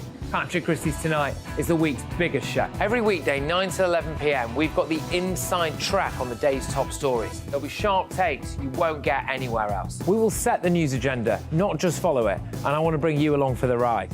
Whatever it is, we'll have our finger on the pulse. It's news, but it's this close to entertainment. Patrick Christie's Tonight, 9 to 11 p.m, only on GB News, the People's Channel, Britain's news channel. GB News is Britain's news channel, and now you can support it. All you have to do is scan that QR code that's up on your screen right now, or you can go to gbnews.com/support and become a GB News member. You'll have fantastic benefits. We're also going to organise special events where you as GB News members can meet the presenters, the on-screen faces. Scan the QR code or go to gbnews.com/support. Thank you so much. 2024, a battleground year. The year the nation decides. As the parties gear up their campaigns for the next general election. Who will be left standing when the British people make one of the biggest decisions of their lives? Who will rise? And who will fall? Let's find out together. For every moment, the highs, the lows, the twists and turns. We'll be with you for every step of this journey. In 2024, GB News is Britain's election channel. I'm Michelle Dewberry, and I'm not here to tell you what to think. I'd much rather hear what you have to say. So send in your opinions to gbviews@gbnews.com. Keep them clean, and you never know, I might read them out. With my panel here on Jubes & Co, we debate, we get stuck into the issues of the day on a show where all views are welcome, especially yours. GB News, the People's Channel, Britain's news channel. I'm Christopher Hope. And I'm Gloria Di Piero, bringing you PMQ's live here on GB News. Every Wednesday, we'll bring you live coverage of Prime Minister's questions when Rishi Sunak and Sir Keir Starmer go head-to-head in the House of Commons. We'll be asking our viewers and listeners to submit the questions that they would like to put to the Prime Minister, and we'll put that to our panel of top politicians in our Westminster studio. That's PMQ's live here on GB News, Britain's election channel. In the GB Newsroom, we bring you the news as it happens. With our team of dedicated journalists across the UK, we're ready to give you accurate reporting every day. When the news breaks, we'll be there with bulletins on GB News, the People's Channel, Britain's news channel. Your weekend starts here with Friday Night Live with me, Mark Dolan, 8 till 9 on GB News. Big stories, big guests and big laughs as we get you ready for a cracking weekend. That's Friday Night Live with Mark Dolan, Fridays 8 till 9 on GB News. Bring your own drinks, the admission's free. Good afternoon, Britain. Good afternoon, Britain. Join us, Tom and Emily, To find out what's happening in the heart of Westminster. and why it matters to you. Weekdays from midday, we bring you the most compelling stories from across the United Kingdom. And from your doorstep to our inbox. That's right, we want to hear from you. GB News, Britain's news channel.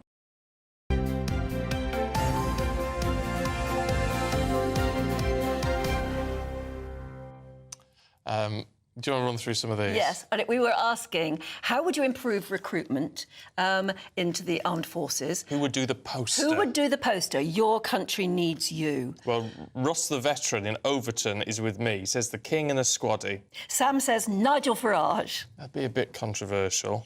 Matthew in Portsmouth says if the Princess of Wales did a Your Country Needs You poster in her army camouflage gear, you'd have no trouble recruiting patriotic young men.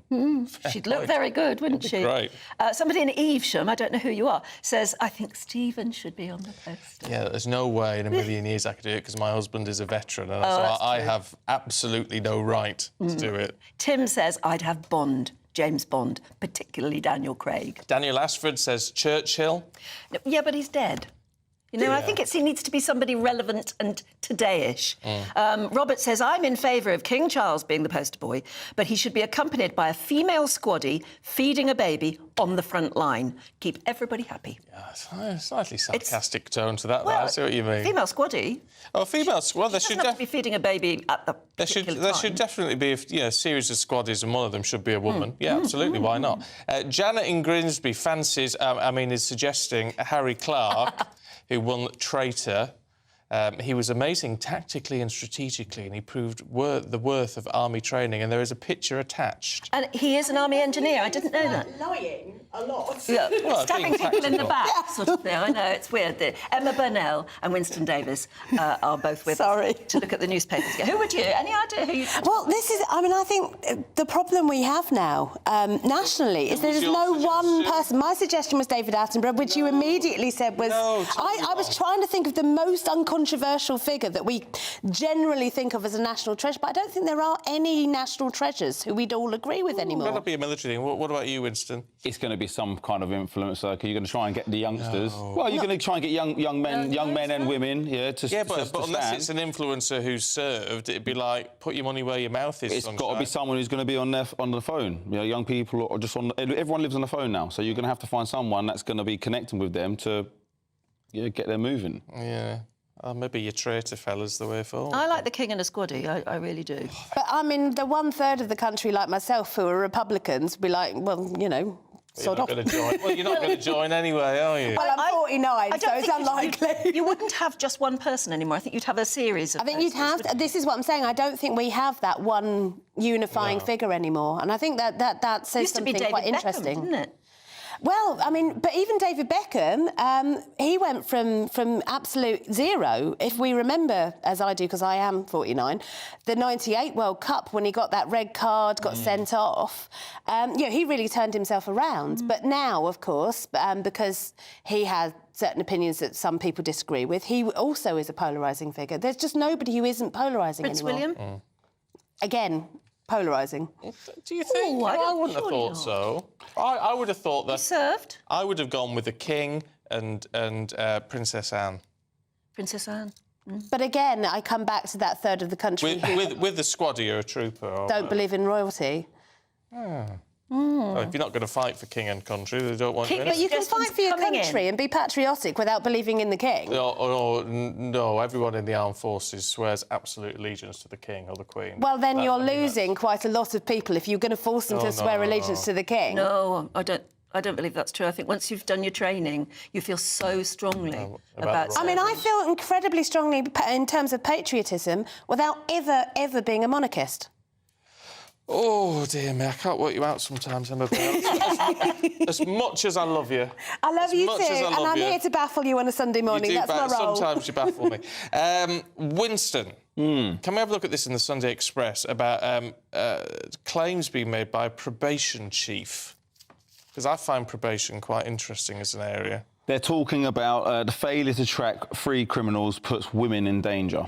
And they're talking about specific examples where, rapists and murderers have been let out and then they're committing crime. I think that we need to be looking at the country as a whole and how we view rehabilitation as a whole. So you've got...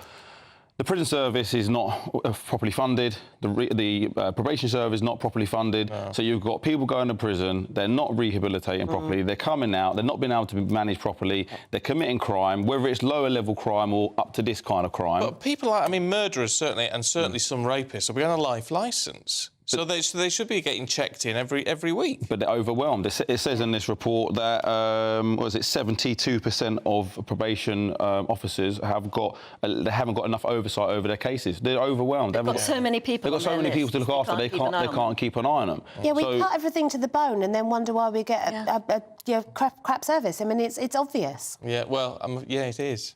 It is. But the point is, if you're going to let people out, you need to. I know people will hate me saying it. You've got to help them get back into society and make a positive contribution. If you're not going to do that, I talk about if you're not going to do that, as soon as you get a parking ticket, lock everyone up for life. Yeah. And if you are going to talk about rehabilitation properly, then give people a chance to rehabilitate. I've said it before. People that are rapists, murderers, kiddly fiddlers, things like that, I can't really. There's no going back for that for me. All right, it is very difficult. That's interesting. As someone who's served time to say that. Yeah, because I feel like there's some things you've got to take account for and go. Do you know what? When you've crossed that line, there's no. I'm a father, right? And if somebody touches or does something to one of my children. We're not going back from that, So, what about the two killers of Brianne Jai, who are only 16 now? And even if they serve the full term to which they've been sentenced, they'll come out in their mid-30s. Would you consider them for parole? Would you think, OK, you've served your time, they're mid-30s and they're killers? Yeah, I think that's going to be a real tricky one because they're at that point of this. I've been reading about it, and the girl, she had a kill list from 4 years ago. So this is not just suddenly woke up and one day decided to kill this. But people can change, and you're never just as bad as the worst thing you've ever done. But again, something like that, so sadistic as that, are they ever going to be able to... And that's the job of the probation service and the prison service. Well, yeah. And it's back to that argument of either throw away the key, which a lot of people would like, but actually isn't necessarily the right thing to do, or death penalty, which a lot of people would like, but isn't necessarily the right thing. I mean, I think you're absolutely right, Stephen. The problem is, there is a chance, I don't know how high a percentage chance it is, that these two teenagers now can be rehabilitated. Is there a chance within the current system? I'm not sure there is. I think that's interesting. Yeah. Of course, we never hear about the ones that are. No, properly and rehabilitated. there are fantastic cases of people who, including murderers. I mean, I was thinking of, is it Erwin James, the fantastic journalist who killed someone as a youth, was in gang crime, did his time, completely rehabilitated, and has dedicated his life to, very, very different things. So rehabilitation is absolutely possible, but it's not something that can be done under the most difficult circumstances with no investment or anyone else helping out. I've got to say one thing on that, though. The person who's, finds themselves in prison for whatever they've done, they've got to want to change. Yes. There's got to be something in them. Yeah. And if you haven't got that in you, and doesn't matter what's offered for you, you're not going to do anything. If they say you've got to do this course or do that course, like these young killers are going to have to do, they can jump through the hoops and tick the boxes to say that they're going through it. But really inside of them, they haven't got it in them. But that's why they need to be monitored, and when they finally go up before before the panel to decide if they should get out after those 20 years. Proper psychological assessment. Well, yeah, I mean, so the whole point is we should have people in there who can see if they're just ticking the boxes or whether they actually have changed. Exactly. So that's the point. You look at Venables and Thompson, the two lads who killed James Bulger. One appears to have worked. Absolutely, yeah. And the other one hasn't. And that's it. And they need... so, of those two boys who committed the same crime, there have been two very, very different outcomes. So it's worth always remembering that two paths are possible. But equally, the board that sat before them, reviewed their cases and ultimately freed them, made a mistake with Venables time and again.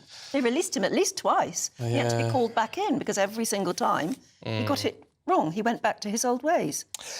Right, let's change tack, should we? Kind of interesting, but heavy. Emma, what's about an Apprentice star?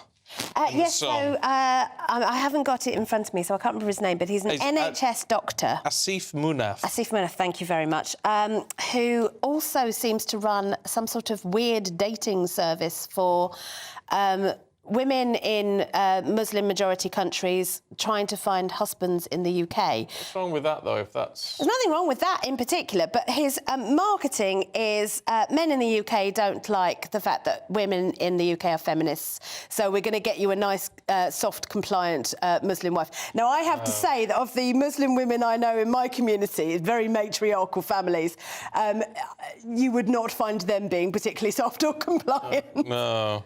But it just feels very tacky and...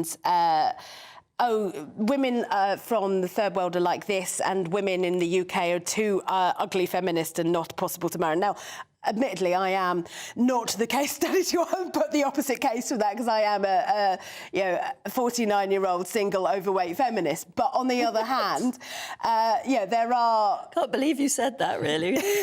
But there are plenty of men who aren't scared of a strong woman.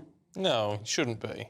But there is. I mean, what it highlights, if nothing else, is cultural differences, which we often try and pretend that cultural differences don't exist, but of course they do. But I tell you what, the other thing, this man was an apprentice candidate, and I'll bet you there's money in this. Oh, I was about to say that. You don't start a business without being in demand. So however you want to talk about it, he's seen a gap in the market and he's exploiting it and he's earning money out of it. However you feel about it. Yeah, I agree, but there's a gap in the market for all sorts of things that we would also say is wrong. I mean, there's a gap in the market for certain types of appalling pornography, for example. That doesn't mean that someone should be out there marketing it. No, well, 100%. And he shot himself in the foot in terms of PR and his image in this country, because 100% you can't be doing what he's doing. But I'm just saying, purely from his way of trying to earn money, whether you think it's morally right or wrong, he's making money, and maybe he sees this as good PR for himself. But, he probably does. That's what I'm saying. I'm sure he does, because he's out there on the telly flogging it, so, you know. Let's have a look at cheap plastic surgery, Winston, in the Sunday People. Yeah, so they're saying the NHS are spending £5 million a year sorting out botched ops in places like Turkey, where people are going to get boobs, bums and everything else fattened and filled. And And yeah, saying the NHS are carrying the burden of it. Some surgeons are saying that they're having to spend 40% of their time fixing these surgeries. That's terrible, isn't it? It is terrible. It's such an unnecessary amount of money to have to spend. But what do you do if someone comes back and they're having real problems? You can't ignore it. If you present to A&E, you can't say, "Oh, off you go. You did this to yourself," can you? No. But I think it goes back to then what's happening with the whole social media and how beauty is being perceived and people are looking at it. That again, talk about supply and demand. These and mostly women are going to have these operations because they see it as uplifting them, making them look better. But if you walk around, when you're in London, you walk around London today and you see the amount of women that walk around with cat lips, you're like, what are you doing to yourself? Someone and people are making them think that that's the right thing to do. Absolutely. I think it's those apps that you get on your phone. Young people, young girls particularly, are putting up photographs of themselves on their social media platforms that are completely unrealistic. And what they're doing is tweaking them through these apps. And then they want to look like that in real life as well. And this is it. And, we think Instagram is reality. It's not reality. It's not, no. We all put our best possible selves on Instagram, Mine's reality, obviously. Mine's mostly slimming well-flavoured meals, but... No, I do think it's really worrying. I do think it's really worrying. I saw someone outside here actually a couple of weeks ago having a photo shoot. I mean, I have no idea who she was, but I've never seen her. She probably looks great on camera. It just looked horrific in real life. It's that standard photo, isn't it? It's the...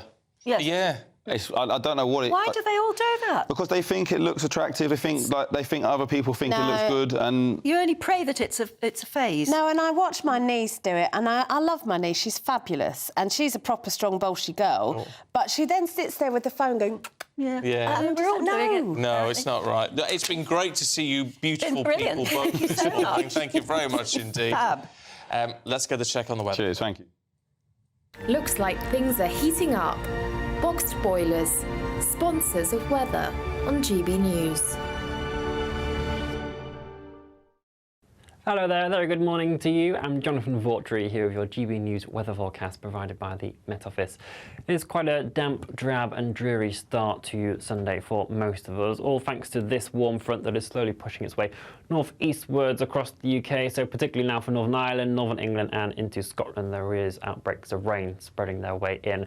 Some drizzle also to contend with across Wales, southwest England, but generally for central eastern areas it will be a touch drier, reasonably cloudy, but a few sunnier breaks perhaps developing into the afternoon. Very blustery for many of us, some quite strong gusts around coast and over the hills, but those winds are coming in from a southwesterly direction, feeding in some very mild air for the time of year. It remains rather cloudy for much of Northern Ireland, England and Wales overnight, but we'll see persistent rain moving its way in for Scotland, particularly western districts turning very wet here. As it moves into some colder air ahead of it, we could see some hill snow, and the far north of Scotland will have a chillier night to come with a touch of frost, but elsewhere it is going to stay very mild indeed. For much of the southern two-thirds of the UK, again, it is going to be a fairly drizzly and cloudy day on Monday. Perhaps a few outbreaks of brightness poking their way through at times, but it really is Scotland that's going to bear the brunt of the most persistent rainfall. Some areas in the west perhaps seeing 120 millimetres build up by the end of the day. We hold on to that mild theme in the south throughout the rest of this week, but we'll see something a bit chillier arrive in the north later on. Bye-bye. Looks like things are heating up. Boxed boilers, sponsors of weather on GB News.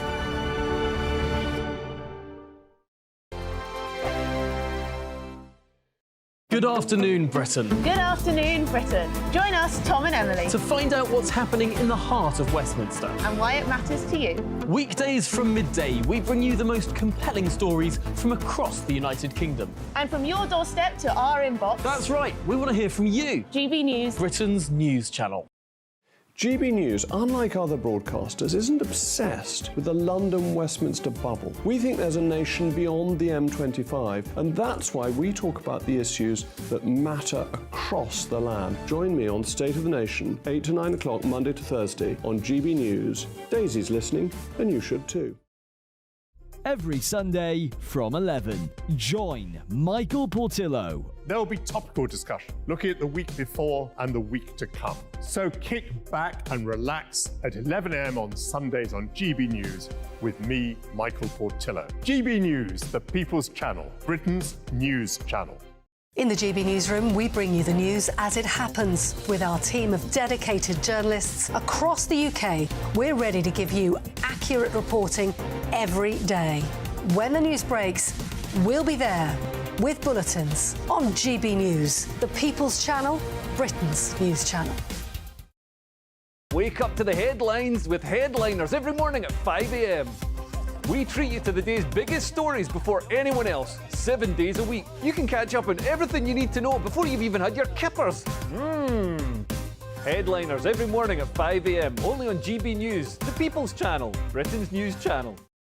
I'm Andrew Doyle. Join me at 7 o'clock every Sunday night for Free Speech Nation, the show where I tackle the week's biggest stories in politics and current affairs with the help of my 2 comedian panellists and a variety of special guests. Free Speech Nation, Sunday nights from 7 on GB News, the People's Channel, Britain's news channel. Big news, big debates, big opinion. Patrick Christie's Tonight is the week's biggest show. Every weekday, 9 to 11 p.m, we've got the inside track on the day's top stories. There'll be sharp takes you won't get anywhere else. We will set the news agenda, not just follow it, and I want to bring you along for the ride. Whatever it is, we'll have our finger on the pulse. It's news, but it's this close to entertainment. Patrick Christie's Tonight, 9 to 11 p.m, only on GB News, the People's Channel, Britain's news channel. Now then, Lee Anderson here. Join me on GB News on my show, The Real World, every Friday at 7 p.m. I'm not eating bloody cat. Are you Delicious. mental? Open your mouth. OK, here comes a train. Reminds me of the scene in Singing in the Rain. Adam, is that a good one? Whoa! Join me at 7 on GB News, Britain's news channel.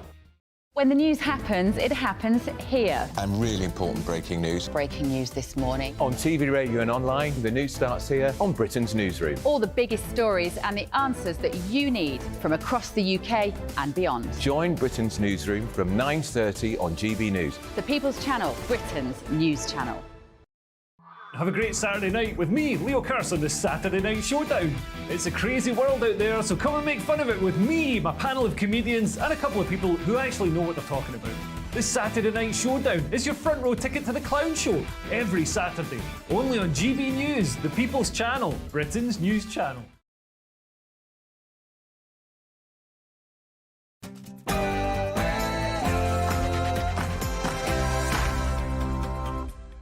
Morning to you. 9 o'clock, Sunday the 4th of February. Today, Britain and the US resume airstrikes on Houthi rebels as Iraq warns the Middle East is on the brink of an abyss.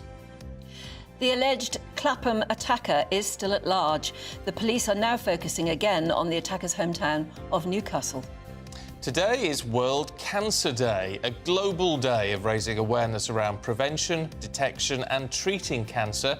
We're going to be looking at the latest breakthrough, a new cancer vaccine. Hugely vital to get the right support when somebody's affected by cancer. There's so many challenges thrown at somebody, whether they be around work and finances or psychological, or the impact that it has on a family. Today is set to be a damp, dreary and blustery day for many of us. Is there any chance of some sunshine? I'll have the answers a little later on. Morning to you, I'm Stephen Dixon. And I'm Anne Diamond, and this is Breakfast on GB News.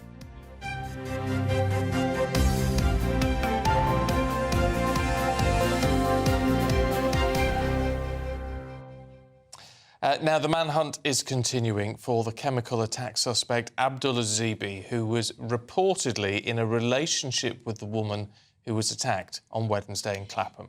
Police are saying that significant pieces of evidence have been recovered in raids conducted at 2 addresses in London and 3 in Newcastle.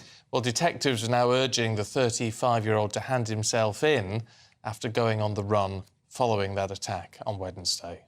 We're now joined by former Met Police officer Norman Brennan. Good morning, Norman. What is your gut feeling about what has happened to this guy and why he seems to have gone to ground? Well, it's probably 2 things simply that has happened. Somebody's actually looking after him, which I don't know if is the case. And the second bit is that this individual could actually be dead. He's in severe pain.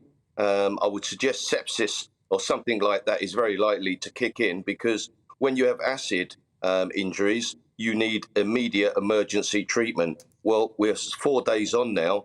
He's got quite a horrific injury. He's easily identifiable, but there are times where the police are looking for suspects where they temporarily outwit us. That's why the public have more eyes than the police. The police are doing all the background work. I think he visited Streatham and Croydon, where the police would be looking at his phone log, looking at all his friends. They'd be visiting the people that he visited and asked his state of mind. What did he say? Where did he say he was going? Where do you think he would be? But it's an anomaly at the moment. Nobody actually knows where he is. And bearing in mind he's Britain's most wanted, he will be found, dead or alive, and I hope so, in the very near future. Are we being too critical, Norman, when we not that we've been specifically critical, but when we sort of say we can't believe they haven't found him yet? Is that being too harsh, considering the task in front of the police? Well, any rational thinking person sitting on their sofa watching the television and listening to the news will think, why the hell haven't the police arrested them? It's not always that simple. The police will be doing all they can to actually try and find out where he is. And the public are our eyes and ears as well. This is teamwork. So neither side should be criticising anyone. This is a one-side game. We all want to arrest this individual. The injuries that he may well have caused, because, of course, he's not been arrested. We haven't heard his side, but I think most people have got an exact idea what he's done. We need to arrest him. He's a very dangerous individual, and he's outfoxing us at the moment. But you don't outfox the police forever. I mean, go back as far as the Yorkshire Ripper. I mean, there couldn't have been anybody more wanted than him, and he was on the run for years. And even when we got to know perhaps who he was, it still was weeks, and it was only because just a normal stop in his vehicle that he was actually arrested. So we don't, you watch all these American programs and the rest of it, and even in the top cop shows, some criminals outwit us, but they don't outwit us forever, and he will be arrested, and I think very soon indeed. And the very sad, tragic thing as well is that somebody who could help the police so much with where he might have gone, who his friends are, etc., could well be the woman who is fighting for her life at the moment and unable to speak, maybe blinded forever by the terrible chemical attack. I mean, her information would be wonderful for the police if only she could give it. Yes, I think the police would have probably got a very good idea of what happened. They will know now the domestic circumstances. And don't forget, there were two children. I think one was 4 and one was 8. With the 8-year-old, as traumatised as they are, police are experts at actually getting information from them. She is an eyewitness, so she could probably give us as much information as the mother could have done. But you do highlight this. I mean, this attack was absolutely appalling, and I don't know if the people know how bad it is, but such acid attacks last year were up 69%. 45% in London, 741 attacks, and these are horrific. And when you look at the damage it causes, some of these victims will have to go sometimes lifetime of operations, and the sentences are absolutely disgusting. And just to finish off, a probation officer friend of mine, when I joined the police, he was one of my 2 references, Christian guy. He went to my church. One day in Teddington, I was on my penultimate week at my police training school.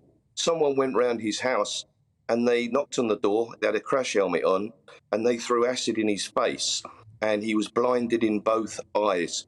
These attacks are devastating, and my personal view is, and I predominantly deal with homicide, gun and knife crime, if you ruin somebody else's life by disfiguring them, I think that you should be facing life imprisonment. And I think this individual will know that there's a very good chance that that's what he's going to get. So, of course, he's running scared. And what we must do is work together, not criticise each other. And if we do work together, I'm almost certain in the very near future, this very dangerous individual will be arrested and in custody. OK. Good to see you, Norman. Thanks very much indeed. I have to say, I do think there's... I don't know what the sentencing guidelines are for this sort of thing, but surely life in prison. Surely, yeah, with no chance of parole. For someone who is... Because you've got to give out a message. Guilty of that. If it's a growing trend, as it were, I think messages through sentencing, really tough sentencing, have to be the only way to do it, don't they? I think so. It's just unacceptable. Right, let's return to the international news we've been talking about all this morning. The US and the UK have launched another round of joint strikes on Houthi rebels. At least 30 targets inside Yemen were hit yesterday in response to their continuing attacks on vessels in the Red Sea, with Foreign Secretary Lord Cameron warning Iran must be held to account. Well, of course, Camilla Tominey's show on your sets and radios at 9:30 this morning, and she joins us now. Camilla, good to see you this morning. I mean, it's interesting what the Defence Secretary is saying about this. You know, this is not going to escalate matters, he says. This is a proportional response. To be honest, it's got to be quite a fine line. I think so too. It's interesting, the timing of this, because also on the front pages today of a lot of the newspapers is this report that's been carried out by a Common Select Committee into how defenceless we actually are, how reduced the army is, how recruitment hasn't been working for the last 5 years. So we've got this strange situation where we're sending out the Royal Air Force to the Red Sea, obviously to take part in that joint military offensive with the US, while at the same time question marks are being asked over why we haven't sent an aircraft carrier. There are 2 available. They could be sent. There were reports in the Telegraph this week that they were going to be sent, but again, that seems to have been resisted. So we've got a sort of oxymoronic situation here where we are sending some of our defences, but yet at the same time, there are significant concerns among MPs that we haven't got the military that we used to. And actually, when we've had former army generals and others sort of talking about the threat of war with Russia in the next 20 years, there is this growing sense, isn't there, that we are under-defended. Which is a huge concern. Yeah. Who have you got on the programme to talk about it? Well, we're going to be speaking to the Education Secretary, Gillian Keegan. I appreciate that this isn't necessarily her brief, but we will, of course, ask her why that aircraft carrier hasn't been sent to the Red Sea. We've also got an exclusive interview with Suella Braverman. It's a great weekend, obviously, to have her on, not least in light of what you were just discussing with Mr. Brennan there and this horrific case of this chemical attack, and indeed asking questions about why it is that someone can continue to seek asylum and not have that asylum claim revoked if they've been found guilty of a crime in the UK. At the moment, as the law stands, they need to have been convicted and spend more than a year in jail. But I think most people watching and listening to this will be thinking to themselves, if you've committed a sex crime, it doesn't matter how long you might have spent in prison, you should not be able to continue with your asylum claim. If you've had asylum granted, it should be revoked and you should be deported. I'll also, of course, be asking Miss Braverman about her future leadership hopes. We know that she was extremely critical of Rishi Sunak in her resignation letter. Where does she think things stand now? We had Kemi Badnoch on last week. She gave a very good account of herself. We've got Penny Mordaunt now rising through the ranks. Apparently she's people's preferred future Tory leader. So what is Braverman up to? What's she going to do about voting on the Rwanda bill when it returns to the Commons? Lots and lots to discuss with both of those guests. Do you think, when it comes to Tory leadership, do you think people are still going to push for change before the election, or are they gearing themselves up to take over if Labour wins? Well, I think there's an argument, isn't there, Steve, on behalf of those who are lining up to be a future leader, that they don't want to join and lead the Tories to defeat at the general election. If it's looking that catastrophic, no matter who's in charge, then nobody wants to take that on. However, we know that Simon Clarke's sort of lone wolf attempt didn't work the other week. No one else kind of followed him over the top. But let's just consider a scenario where the polling is even worse for Rishi Sunak after the May elections. Perhaps the budget doesn't go down as well as people had hoped, and he tanks even further. You then have the prospect of a Nigel Farage return to the front line.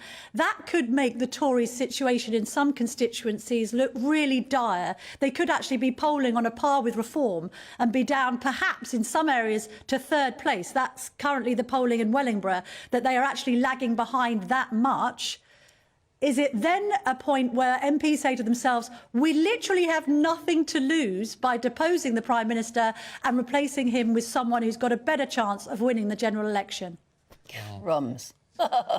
OK, Camilla, thank you very much indeed. We look forward to seeing the programme at 9:30. Thank you. Fascinating times we That's live the in, very basically. idea of them going for another leader just because they've got nothing else to lose. Yeah, it's interesting, isn't it? OK, let's see what the weather's going to do for you today. Here's Jonathan. Hello there, very good morning to you. I'm Jonathan Vaughtry here with your GB News weather forecast provided by the Met Office. It's quite a damp, drab and dreary start to Sunday for most of us, all thanks to this warm front that is slowly pushing its way north-eastwards across the UK, so particularly now for Northern Ireland, Northern England and into Scotland there is outbreaks of rain spreading their way in. Some drizzle also to contend with across Wales, southwest England, but generally for central eastern areas it will be a touch drier, reasonably cloudy, but a few sunnier breaks perhaps developing into the afternoon. Very blustery for many of us, some quite strong gusts around coast and over the hills, but those winds are coming in from a southwesterly direction, feeding in some very mild air for the time of year. It remains rather cloudy for much of Northern Ireland, England and Wales overnight, but we'll see persistent rain moving its way in for Scotland, particularly western districts turning very wet here. As it moves into some colder air ahead of it, we could see some hill snow, and the far north of Scotland will have a chillier night to come with a touch of frost, but elsewhere it is going to stay very mild indeed. For much of the southern two-thirds of the UK, again, it is going to be a fairly drizzly and cloudy day on Monday. Perhaps a few outbreaks of brightness poking their way through at times, but it really is Scotland that's going to bear the brunt of the most persistent rainfall. Some areas in the west perhaps seeing 120 millimetres build up by the end of the day. We hold on to that mild theme in the south throughout the rest of this week, but we'll see something a bit chillier arrive in the north later on. Bye-bye. Jonathan, thanks very much indeed. Time for the Great British Giveaway. And you could win £18,000 in totally tax-free cash to spend however you like. Fancy the chance to make it yours? Here's how. We want to turn 2024 into 2020 more with your chance to win £18,000 in cash to spend however you like. You really could be the next big winner of our Great British Giveaway. Phil from West Yorkshire won our last one. Listen to his reaction when we gave him the news. I never won a penny in my life. Well, congratulations, you've won £10,000. Oh my God, wow. For your chance to win £18,000 in tax-free cash, text GBWIN to 84902. Text costs £2 plus one standard network rate message, or post your name and number to GB02 PO Box 8690 Derby DE1 9TT. UK only. Entrants must be 18 or over. Lines close at 5 p.m. on Friday the 23rd of February. Full terms and privacy notice at gbnews.com/win. Good luck. Good luck indeed. Now, we're marking World Cancer Day, and in a moment we're going to be looking at the latest breakthrough, a possible cancer vaccine. That's next. Big news, big debates, big opinion. Patrick Christie's Tonight is the week's biggest show. Every weekday, 9 to 11 p.m, we've got the inside track on the day's top stories. There'll be sharp takes you won't get anywhere else. We will set the news agenda, not just follow it, and I want to bring you along for the ride. Whatever it is, we'll have our finger on the pulse. It's news, but it's this close to entertainment. Patrick Christie's Tonight, 9 to 11 p.m, only on GB News, the People's Channel, Britain's news channel. 2024, a battleground year. The year the nation decides. As the parties gear up their campaigns for the next general election. Who will be left standing when the British people make one of the biggest decisions of their lives? Who will rise? And who will fall? Let's find out together. For every moment, the highs, the lows, the twists and turns. We'll be with you for every step of this journey. In 2024, GB News is Britain's election channel. I'm Christopher Hope. And I'm Gloria Di Piero, bringing you PMQ's Live here on GB News. Every Wednesday, we'll bring you live coverage of Prime Minister's questions when Rishi Sunak and Sir Keir Starmer go head-to-head in the House of Commons. We'll be asking our viewers and listeners to submit the questions that they would like to put to the Prime Minister, and we'll put that to our panel of top politicians in our Westminster studio. That's PMQ's Live here on GB News, Britain's election channel. Join us every night on GB News at 11 p.m. for Headliners, which is 3 top comedians going through the next day's news stories, which is exactly what you need, because when the establishment has gone crazy, you need some craziness to make sense of it. Headliners. You don't have to bother reading the newspaper. We've got it covered for you. every night at 11 p.m. and repeated every morning at 5 a.m. We won't send you to sleep like some of the other paper review shows out there. So join us 11 p.m. every night on GB News. The People's Channel, Britain's news channel. Your weekend starts here with Friday Night Live with me, Mark Dolan, 8 till 9 on GB News.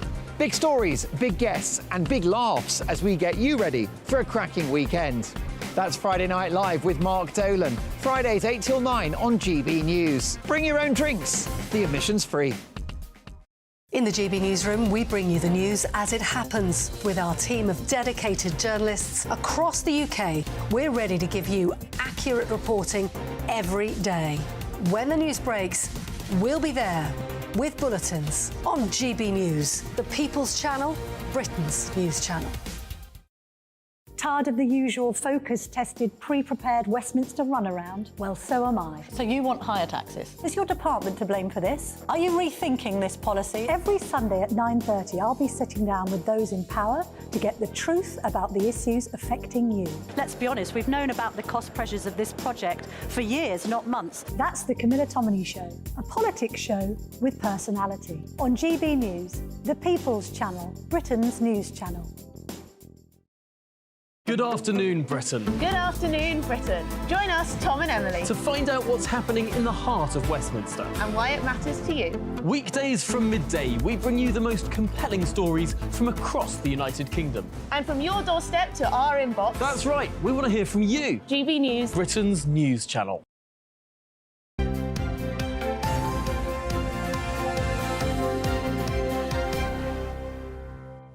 It's World Cancer Day, which is a sort of odd thing. I'd not heard of it before. No, I've not heard of it. But I'll tell you who it made me think of. Do you remember Nancy Carter Bradley, who we had on the show a couple of years ago? We had her on a couple of times, actually, and she had a brain tumour, and she was promoting fundraising. Ah, I do remember her. Now, she died about 6 months ago, something like that. And it's people like that you just think, and she tried all these different options, and she'd had treatment, it'd come back, and all this sort of thing. So Well, she was a lovely lady. I was saying earlier that when I went to, I had a load of update treatments over the week, and I was in an oncology waiting room, and it was so packed. You had to wait, standing by the wall, for a seat to become empty just to be able to sit down in the waiting room. And this was a posh oncology waiting room in Harley Street, and it was so packed to the rafters with people. And I sat there and I looked around all of the people who were sort of going in ahead of me, and I thought, how many people have cancer? It was just like awful. It's terrible. They reckon 1 in 2, don't they? Well, they said it's going to get to 1 in 2, yeah. I think we've hit it. I do think we've hit it. Which is why it's important to talk about it today, to raise awareness so that we're all reminded to get to know our bodies and keep an eye on ourselves and go to the doctor if we're worried in any way at all. But of course, what is also going on with all this, and we keep our fingers crossed, we hope and pray for cures and better treatments, don't we? Huge amounts of work is going on, and every now and then we get a little glimpse of a breakthrough, but not an immediate breakthrough. And the talk is of this cancer vaccine, which is being trialled now. It's at that stage. Really fascinating. And we're joined now by an oncologist who is actually with one of those trials, Dr. David Pinato. Hi. Hello. Hello. We're hoping you can explain this to us. Yes. Because we always think of a vaccine as an injection or whatever you get to prevent you getting a disease. But this isn't to prevent cancer at this stage, it's to treat it. Correct. This is a completely different type of treatment, not a preventative one. It's what we call a therapeutic vaccine. So it is an mRNA-based vaccine, which has a technology that is very similar to the one that was used to combat COVID-19 during the pandemic. And the way it works is by being injected in patients who already have cancer. The objective of the trial, first of all, is to see whether it's safe, it's deliverable, whether it does its job in terms of helping clearing the cancer, sometimes together with type of treatments that are being used routinely in the NHS to kill cancer, such as immunotherapy.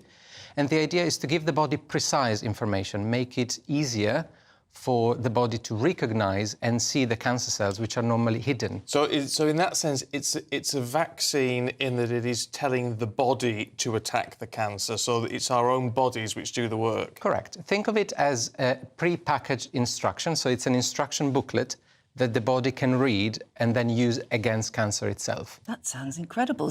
Do you have to tailor it to each patient in some way, or at least tailor it to the type of cancer they have? That's a very clever question, because there are two ways of developing cancer vaccines. One is a personalized way, whereby you take a piece of the cancer spot itself, and then you have to do a lot of analysis in the lab, and then you make a vaccine that is specific to that particular patient, which is a personalized approach. Or, such as in this trial that we are experimenting at Imperial College, you can have a broad, off-the-shelf type of product. It's actually interesting because we probably need to develop both ways of treating cancer with vaccines. An off-the-shelf approach will be easier for patients. You can imagine that people would require treatment quite quickly, and sometimes we don't have the time to do all these tests. And cheaper, it's got to be said.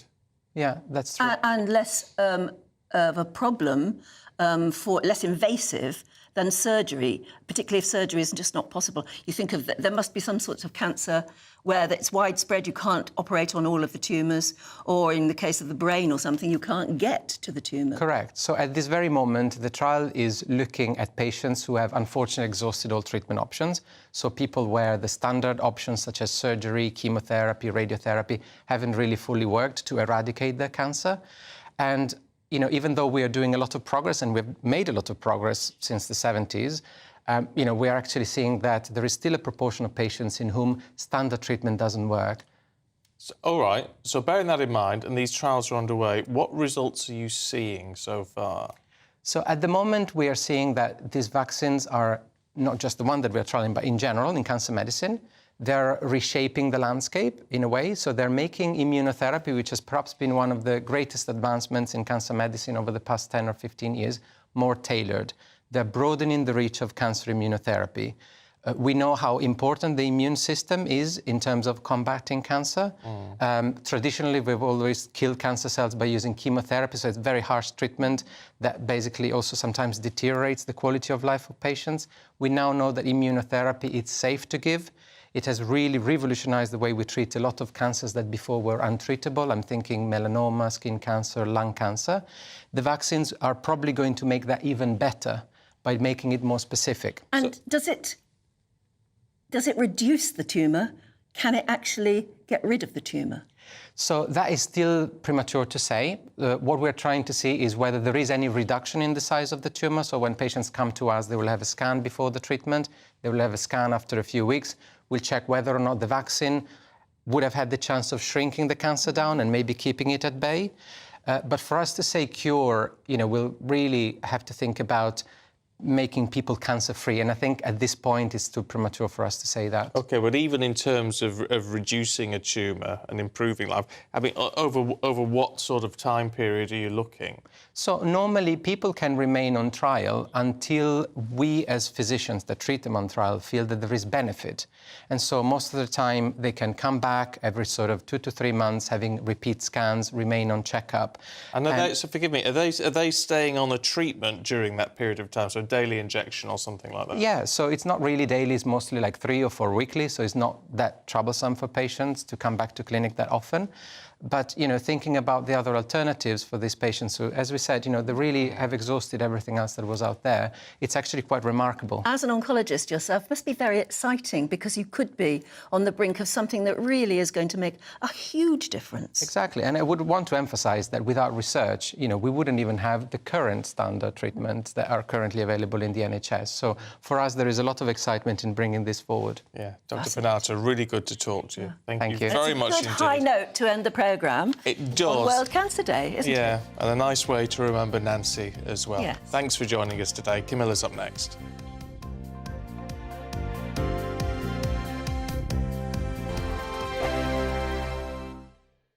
(2024), a battleground year. The year the nation decides. As the parties gear up their campaigns for the next general election. Who will be left standing when the British people make one of the biggest decisions of their lives? Who will rise? And who will fall? Let's find out together. For every moment, the highs, the lows, the twists and turns. We'll be with you for every step of this journey. In 2024, GB News is Britain's election channel.